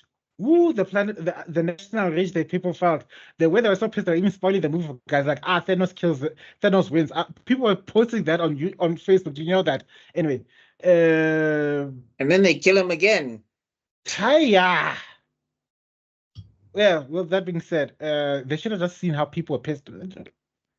Shh. It's late now. Guys, don't let the scores dissuade you from watching these movies for yourself. Yeah, just I'm an old bitter millennial. People know that already. So yeah. All That's what I right, have to cool. say. Rob? I actually think this wasn't a bad phase. I actually think this was the culmination of a lot of events. There were a lot of skippable things. I felt like really, if you saw Civil War, you could have skipped Black Panther. If you probably could have skipped Homecoming, probably too. Actually, there were some skippable things here, but at the same time, I felt like it was a good build-up for the main event. Again, which I thought was a great main event. I think it came together nicely. I would say that they probably did lean more on their own, on previous writing of their own work, as opposed to actual comic stuff. So they're relying on emotional beats and physical beats that happened within previous storylines. And I think that was done probably at its peak here when it comes to pushing on from previous work. Unfortunately, the next movies, I don't know what happened, but we'll get into it about how the self-cannibalization that kind of happened. But in actual fact, we're still not done with phase 3. There's going to be more phase 3, and then we're still going to get to phase 4 a little bit later. So we're definitely in for a roller coaster. It's not done yet, guys. So yeah, right. Good times overall for me. Anyway, Are we doing TV rankings, Rob, tonight? It's fine. I think it was a fun idea, but I think it's fine. Okay. From my side, yeah, phase 3 is fine. I think it's better than phase 2. I think I told you guys that I don't like phase 2 at all. I think I mentioned this before. Okay, let me not say at all. I just didn't like the direction that they were taking on phase 2. But phase 3, I think it's better executed, even though some of the movies I don't like. I like Doctor Strange. I like Civil War, Doctor Strange, and Black Panther.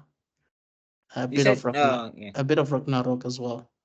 Yeah. But no, Guardians 2, not so much. Homecoming, no. Infinity War, hell no. So, but anyway, it's still better than whatever DC was doing. Anyway, guys, thank you so much for checking us out. If you are watching us till this point, you are strong. As you have heard from the guys, this is what we think about all the movies that we've watched. Come at me, Infinity War enthusiasts. Come at us in the comments with your angry typing. We urge you. And Black Panther movie fans who still want T'Challa dead, come and type all your hate. Okay, Palpatine. Anyway, so thank you for everybody. Please don't forget to like, subscribe, and hit the notification bell icon so that you can get notified of any other stuff that we're doing. Also, I highly recommend that you check. Everybody has YouTube channels. We all have YouTube channels, including Rob. Check out their stuff, and yeah, just leave a comment, a like, a subscription. I mean, guys, Rob is a director. Yeah, he's got in like case short you don't films and know. stuff all over the internet. Go check it out. Exactly. I What he said. Thanks. I was at the Johannesburg Film Festival like last week, and I saw things like, you know what, Rob deserves to be here. What the hell? One day, man. One day. Yeah. Sooner than you think. Yeah. Anyway, guys, we shall see you guys on the next one. This is 7 Up, brought to you by African Frame Podcast. We shall see you guys on the next one. Cheers. Peace.